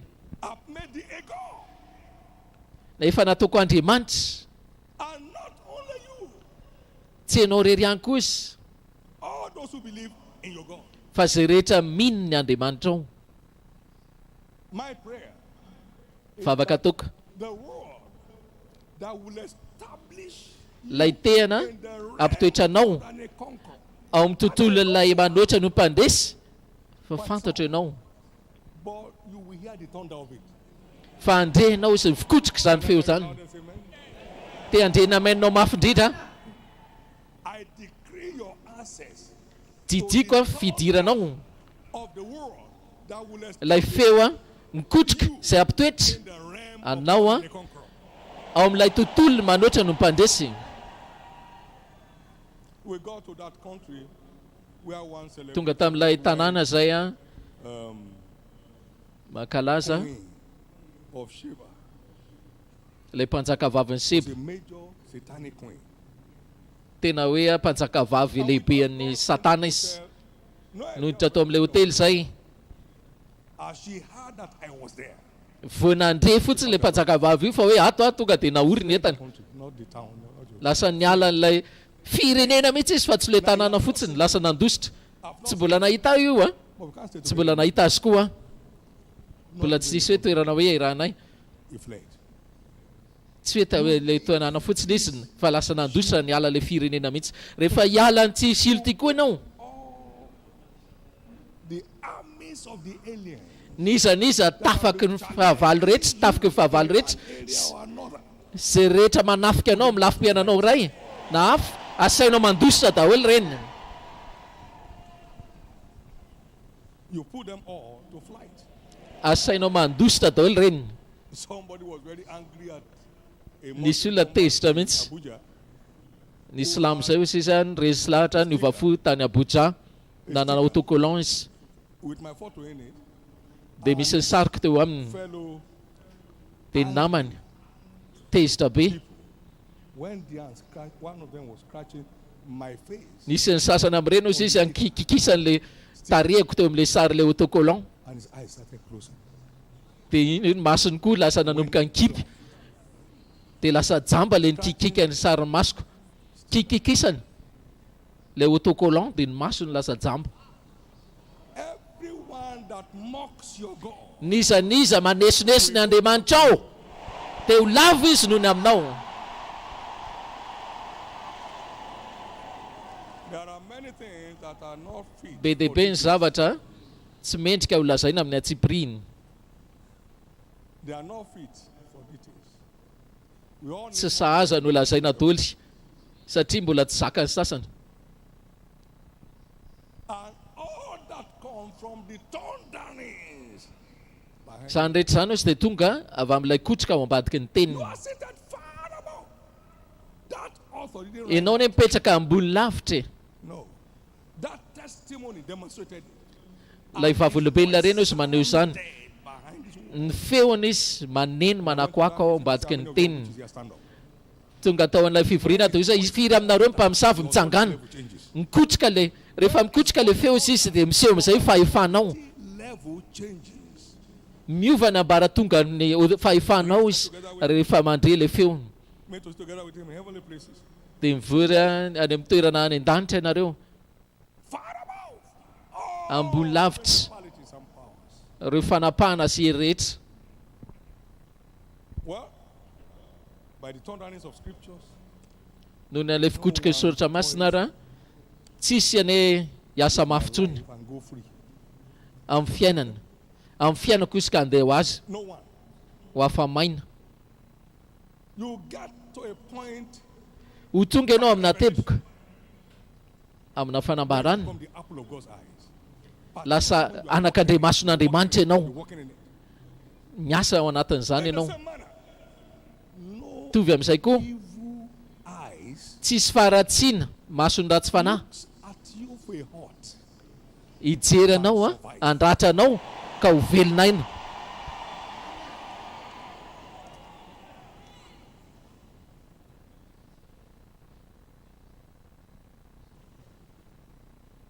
That's your new level. Izany ny ambaratongana vaovao. See the Bible Tsika ianao ahita n'io baiboly io a, news book. tahaka ny hoe vaovao a avy amin'Andriamanitra. Izy mihitsy le mpandefa le vaovao. Le Andriamanitra totoa. And it thunders. It doesn't Ary dia mikotrika izy fa tsy hoe miteny izy. voice of the Lord thunders. Ny feo an'i Jehova dia mikotroka.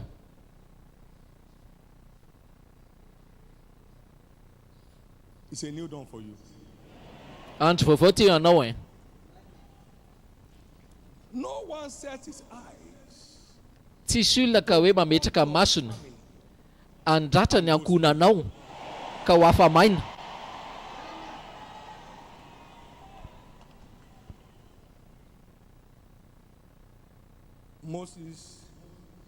Mosesy had the thunderings of God's word.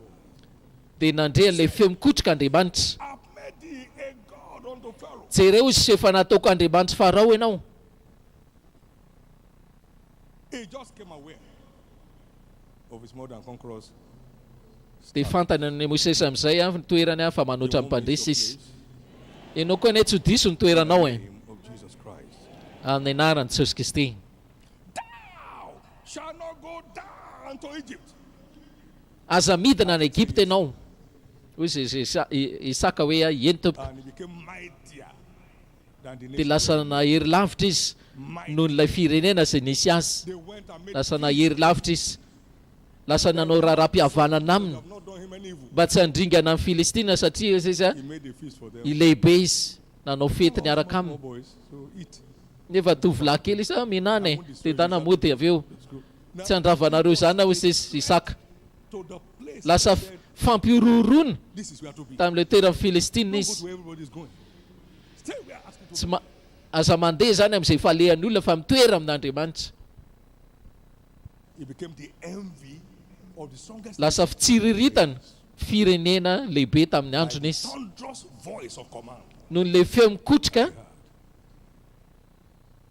izay riny. Remember, we are just going from pillar to post, pillar to post, pillar to post.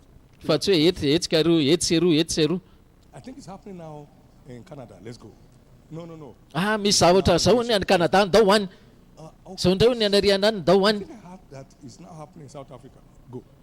Ohatra misy an'izao ny any Afrique du Sud ndao andeha dia ny olona mandeha ohatra izany foana. Fa rehefa tsy fantatra ohatsony no alehany. Dia ohatra rehefa tsy fantatra ohatsony izay aleha dia ohatr'izany koa izy fahitanao ny zavatra. Za zao tsy mbola naniry mihitsy hoe andeha ho arianany na ho arianany. Tsy mbola naniry an'izany mihitsy dia za hoe tompo ianao ihany mahalala ny tokony alehako. Jesosy anie niteny tamiko hoe aza miala amin'ity firenena ty ianao efa taona ny ohatra zany tsy mba naniry na hoe nivavaka anao an'izany. Eto tsika manana ny moyen transport rehetra na roplanina sy ninona tsy mba naniry mihitsy ako hiala teto. Afaka milaza anao fa nyrefin'ny fandrosoana tsy nanao hoe ininona akory fa noho ny fankatoavana azy fotsiny dia nitondra an'izao ka amin'ny anaran'i Jesosy engany ianao tsy ho diso ny toeranao amin'ny fiainana. Nisy namako sesa avy any ivelan'ny firenena tamin'izay tany Ipaja teny hoe andao ary dia tsy tokony ho zao ny toerana misy anao toy sasa eto nandranaka. Tsy mbola nahita mihitsy hoe olona ka hoe mpiandrodry dia avelany eo daholo fa nanao vakansa kely.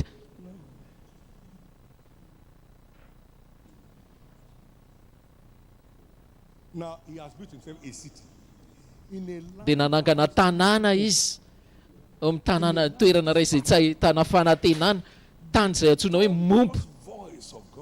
Le feo mikotrika Jehova dia mendrika noho ny zavatra inenina rehetra. Ka azafady asio fifantohana ny feoany. Tsy handehandeha naizanaiza ntsony anie ianao satria ny olona manao fahagagana amin'ny toerany dia tahaka ny vorona ray osesa izay vidisony toerany fonenany. Rema made more than conquerors in scriptures. Ny Rema dia manao manoatra no mpandresy amin'ny soratra masina. We have Gideon. Misy Gideon, efa retsika koa ny amin'ny Gideona. Niteny tamin'ny Gideona Andriamanitra dia namaly izy. Efa retsika teo hoe Andriamanitra ilay feo ambadika ny teniny. Dia olona tsinitsininy Gideona lasa tompon-daka amin'ny vahoakan'Andriamanitra.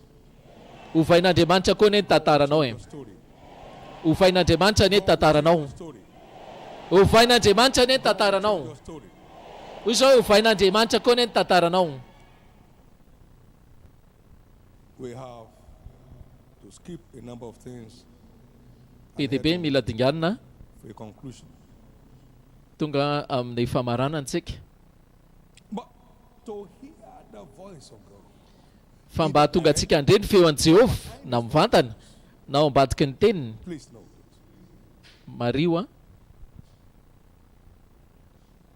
Note the following. Mario reto manaraka reto. Engage the altar of the prayer Ampiasao a of inquiries. lay altaran'ny vavaka mangataka. Forever. Aza miandry lava fotsiny. It's not just a prayer answering God, it's a question. Tsy Andriamanitra mamaly vavaka fotsiny izy fa mamaly fanontaniananao koa. Call upon me. Antsoy aho izy. Not only with your needs, but also Tsy amin'izay ilainao fotsiny fa amin'ny fanontanianao ihany koa. Dia ho valiko ianao izy.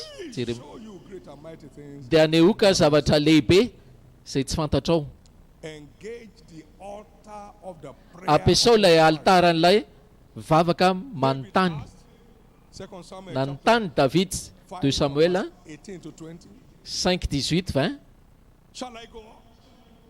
Andeha hiakatra va aho? Into my hand. Omenao am-pelantanako va ireo Filistina?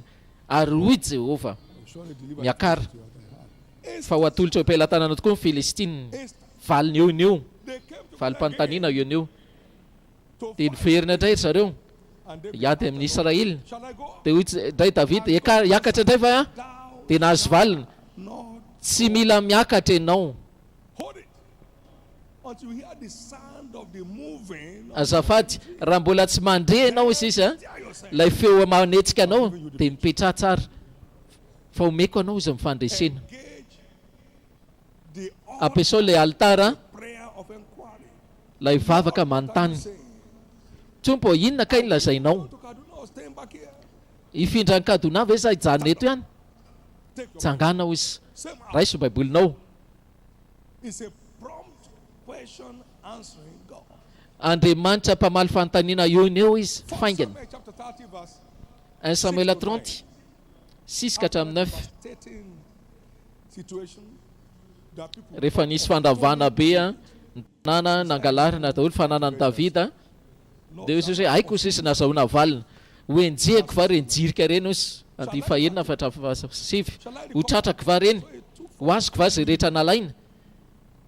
Dia nisy olona efa roanjato nalaina dia izy Andriamanitra andany enjeo izy fa ho tratranao tokoa izy ary azo antoka fa ho azonao avokoa izay nalaina. Dia nanenjika azy izy no mifandrenesana le feo valiny mpanontaniana ary dia azony Davida daholo iny. Tsisy zavatra tavela tsony izy fa azony daholo. Ka ampiasao ilay altara vavaka manontany. Only those who ask questions are entitled. Sy mametra-panontaniana ihany no mendrika azo valina. Sy mametra-panontaniana ihany no mendrika azo valina. Number 2. Faharoa. Be committed to walking in the spirit. Manokana tena andeha ao amin'ny fanahy. Anything at any time. Satria afaka miteny ianao amin'ny fotoana rehetra Andriamanitra. I was in the spirit on the Lord's day and I heard. Tao amin'ny fanahy tamin'ny andron'ny Tompo ary nandre. Now, if you live in the spirit, let us also walk in the Raha spirit. miainao amin'ny fanahy ianao andehantsika koa andeha amin'ny fanahy. Galatians 5:25. Apokalipsia 1:10 dia Galatsiana 5:25. Raha miainao amin'ny fanahy isika andeha isika andeha amin'ny fanahy. I was in the bedroom when God said, "Arise, get down to Lagos." So it's not. Tao amin'ny dosa hoy sisa rehefa nitenan'Andriamanitra tsy tany amin'ny altara tsy tany amin'ny toerana hafa feo ankofany fa tao amin'ny dosy. Nirahira fidirana mahazatra fotsiny dia niditra tao amin'ny dosa misy tsangana hoy sisa mandehana makany Lagos. It's not tasteful in terms of excitement. Dia mientanentana be. Arise, get down to Lagos because he needed to turn. Mitsangana hoy sisa dia makanesy any Lagos ianao. Mikotrika izy. It's not a joke.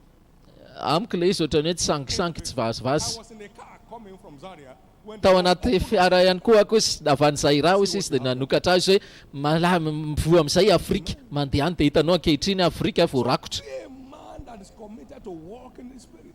You can't walk in the spirit. Ka oka ianao mba olona zany manoka tena ao amin'ny fanahy raha tsy izay tsy afaka hitena aminao izy. Tao amin'ny fanahy izy jona ilay malala And I heard. dia nandre Apokalipsia 1:10 dia nandre. Not in the spirit in the church. I was Fa tsy hoe tao amin'ny fanahy tao am-piangonana fa tao amin'ny fanahy manoka tena mandeha amin'ny fanahy dia nandre, manoka tena andeha amin'ny fanahy dia nandre. Ka te andre feo an'Andriamanitra ianao na mivantana na le mikotroka ao ambadika ny teniny, noho izany manokana tena andeha amin'ny fanahy. Number 3. Fahatelo, Be committed to a lifetime manokana tena of praise. anana fomba fiainana feno fiderana. As in the night. Azo feo ianao hira ianao amin'ny alina ary Jehova ho sisy ampandre ny feon'ny voninahitra ho renao. Aoka ho feo fiderana ianao, fifaliana takiny zany mba ahafahanao miditra amin'ny feon'i Jehova. Shall cause his glorious voice to be heard. Ary Jehova ho sisy ampandre ny feon'ny voninahitra. In any one of us. Fa rehefa tabataba sy menomenina miala aminao ihany zany ny farana. It drops off today your life. Miala anio zany amin'ny fiainanao, le fiainana monimonina. Be joyful. Aoka ho feno fifaliana ianao. Paoly apôstôly dia nanao fanambarana hafa kely mihitsy. Mifaly amin'ny Jehova mandrakariva. Hoy indray hoe mifaly. Fantatra be dehibe ny zavatra diso aminao rehefa tsy feno fifaliana ianao. Ity ny andro izay nataon'i Jehova, hifaly sy rava amin'izany tsika. Hoy David, izaho Jehova ahitana isan'andro. Tompoko. Well, I heard you talk about downtime. I don't know what it means. Efa nandrea mantsy momba an'izany hoe fotoana ratsy iny, fa mbola tsy fantatra ny dikan'izany. Tamin'ny reniko maty izy dia nandre tamin'ny an-danitra tamin'ny andro nahafatesan'ny mamako. Tsy manana reny anankiroa zany mantsy tamin'ny andro izay nahafatesany. Toerana anankiray misy climatiseur, tsy ny ampitsony iny fa iny andro iny. Hoy izay mifaly mandrakariva ao amin'ny tompo. Ary hoy indray hoe mifaly. Aoka ny lasa omba lasa. Raha tsy izay dia lasa manaraka an'iny koa ianao. Ny lasa tsy azo amboarina intsony. Miaina amin'ny ankehitriny. Avelao zany no any. Te hilaza aminao fotsiny ny fifaliana zany. Tsy hoe misy zavatra tsy dia misarisarika anao. Fa takina ilay izy. Mba tonga anao hizotra ao anatin'ny diatra any. Dia raha te hahafantanana an'Andriamanitra.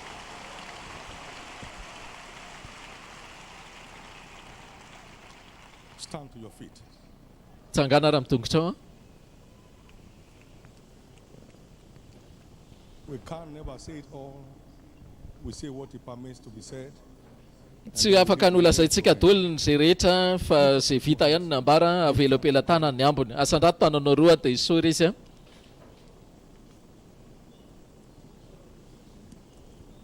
Celebrate his faithfulness in your life. Akalazao fatokina amin'ny fiainanao ary.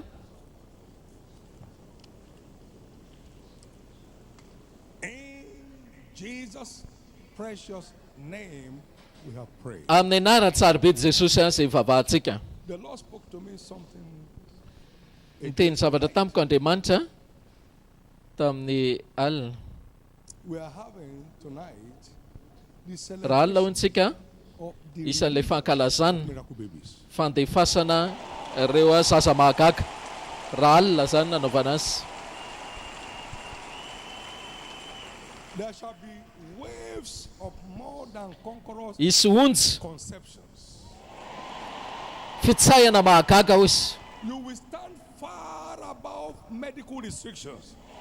Ijoro ambony lavitra anao izy izy ireo fanerena rehetra ara-medikala ary vavolombelonao andrava ireo rehetra ary fenitra medikaly rehetra. So come along with your miracle babies. Ka tongava zany miaraka amin'ny fitaovana zany zaza mahagaganao raha rif. You carry them back as live babies. Dia hoentinao miverina ireny izy zaza velona. Person. Ny olona tsiraray avy samy mitondra ny zaza velona. Across the nations of the earth. Ho antsika rehetra maneran-tany hoy zany Tell you by the word of the Lord. afaka milazanao amin'ny alalan'ny tenin'ny Tompo fa tsisy na iray azy natahakana ahoana ohatrany hoe tsy fetezana lazain'ny olona tany. Tagged it impossible. Lazaina fa tena tsy hay atao tsony. But now with your new more than conqueror status, Fa ankehitriny a miaraka amin'ilay toeranao manoatra no mpandresy vaovao. the God of all possibilities in you, Le Andriamanitra ny hay atao amin'ny zavatra rehetra ao anatinao. to silence those impossibilities. Hitsangantsika dia hampangina ny rehetra tsy hay atao reny. Now, name those children before you come. Tonoina daholo ary ny anaran'ny zanako ao izay ho avy alohana tongavany. Asio anarana daholo le zaza ho avy. Give me a man child. Meo zazalahy aho hoe. The sex of babies you are looking for. Zay zany araka izay sexe tadiavinao. Dia Andriamanitra nanome azy io zany zazalahy. Because the word says, you shall be blessed. Sasa miteny hoe tahina tokoa ianao. Tsisy momba ny aminareo ny amin'ny biby fiomponao. Neither male nor female. Lahy na vavy. Among your cattle. Tsisy momba na aminareo na amin'ny bibinareo. Tsy afaka ny hoe avokatra ianao raha tsy manambady amin'ny fotoanan'ny fiterana moa. Ka nisan'izy efa milahatra ao anaty fanambadiana ihany koa. Asio toverena koa anao raha rivo miaraka amin'ny daty fanambadiana izay irinao. Da veloan'Andriamanitra ny ambiny. It will be said concerning your case, we have never seen it in this fashion. Io lazain'olona mombanao hoe mbola tsy nahita endriny tahaka izany zay. Strange things today. Izay ny aminareo kosa mahita zavatra hafa kely zay. That 69-year-old will give birth to a set of twins for the first time. Amin'ny herin'ny teny zay fa 69 ans le olona mbola miteraka ihany zaza voalohany. Husband 77. Le rangahy zany 77 dia 65 le vehivavy dia niteraka kampana ry zareo. Tena fahatsapana voalohany vao zaza voalohany zareo. Tafatetra koa ny aminao e. Efa tsisy lalana fitoerana lalan-jaza koa. Efa tsisy ranonaina koa izy nefa no sy tafatetra ny aminy. Mbola niteraka ry zareo. Misy olona teto nanambady tsy voasambasamba 50 taona. Zay mihitsy izy vao nanambady. Ka nizaniza amin'ny teny hoe tarany aminao mpandaingy zany. Ka ny oalina. Satria anao tendrena avokatra ary manana andraikitra ianao any zanakao. Ambara fa manambady ianao. Andriamanitra tsy mpanao mazia fa tongava miaraka amin'ny finoana. Tsy afaka hoe ino anao izy mpaminanao koa tsy afaka ino amin'ny toeranao fa ianao mijoro amin'ny finoanao. Andriamanitra hampahita fitianao. Asandrato tananao roa. Dia isory Andriamanitra. Tsisy tahaka an'Andriamanitra tsika. Manjaka mandrakizay izy. Akalazao te hafantanana ho azy izy. Amen. Amen. Now, hearing from God is not a gift. Enoy ny zaza tsy hoe fanomezana fotsiny fa zoanao. Ny fandrenesana amin'Andriamanitra io sisy tsy fanomezam-pahasoavana fa zoanao. Tsy hoe nisy karazan'olona hoe sisa mandre teny an-dalana hoe mbola tovolahy sisa nanomboka nandre an'Andriamanitra. Tamin'ny za 22 ans nanomboka nandre an'Andriamanitra. Amin'ny fotoanany avy ka zoanao no mandre an'Andriamanitra. Vavaka ary fa fanamasina ne anokatra ny sofina ara-panahinao mba andre ny feo amin'ny fanahy. Tsy natao an'ireo lehilahy sy vehivavin'Andriamanitra ihany fa ho an'izay rehetra. Ka afaka mandrenao na ny asa fivelomanao na fandraranao na ny tokantranonao any. Zoany rehetrarehetra zany fa tsy ho an'ny mpanompon'Andriamanitra ihany. Ty finosany ty tsy maintsy tonga ny mialaka aminao, miala eto amin'ity tendrombohitra ity. Dia raha oharisy ty hafadikan'izany.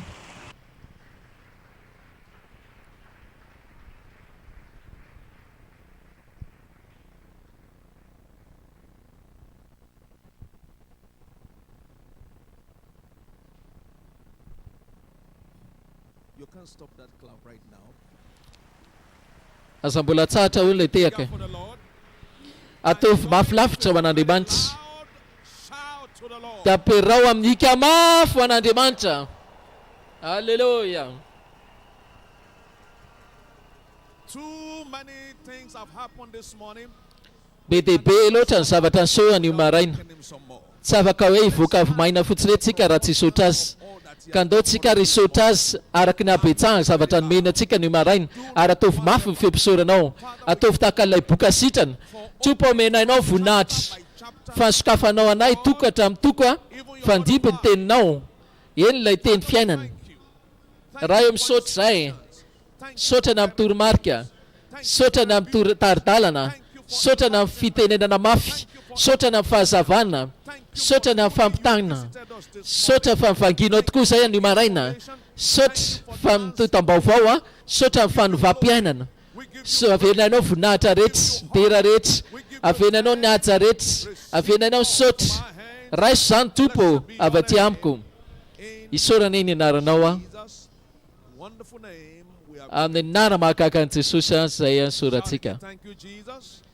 Nika mafindray misaotra Jesosy. Mamarantsika tsy ho ela ampatsaivantsika na amin'ireo klasy manokana misy anankidimy antsika eto amin'ny roa sasany antsika manao safidy moa ianao raha te hanohy ianao izay efa natomboka maly maninona moa satria ilaina ilay izy amin'ny toe-javatra misy anao. Ny antsika dimy eto fa ny any amin'ny toerana hafa koa samy manany azy ny antsika eto a Madagasikara. Ty moa ny fandaminana ny endry klasy isan'isany.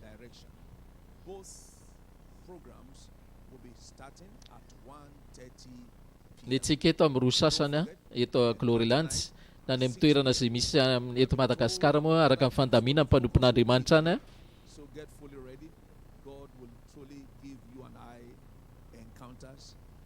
Omen'Andriamanitra fionana tokoa ny antsika eo amin'ny fanatrehany ry mandeha ary asandrato tananao dia isor'Andriamanitra mendrika izy.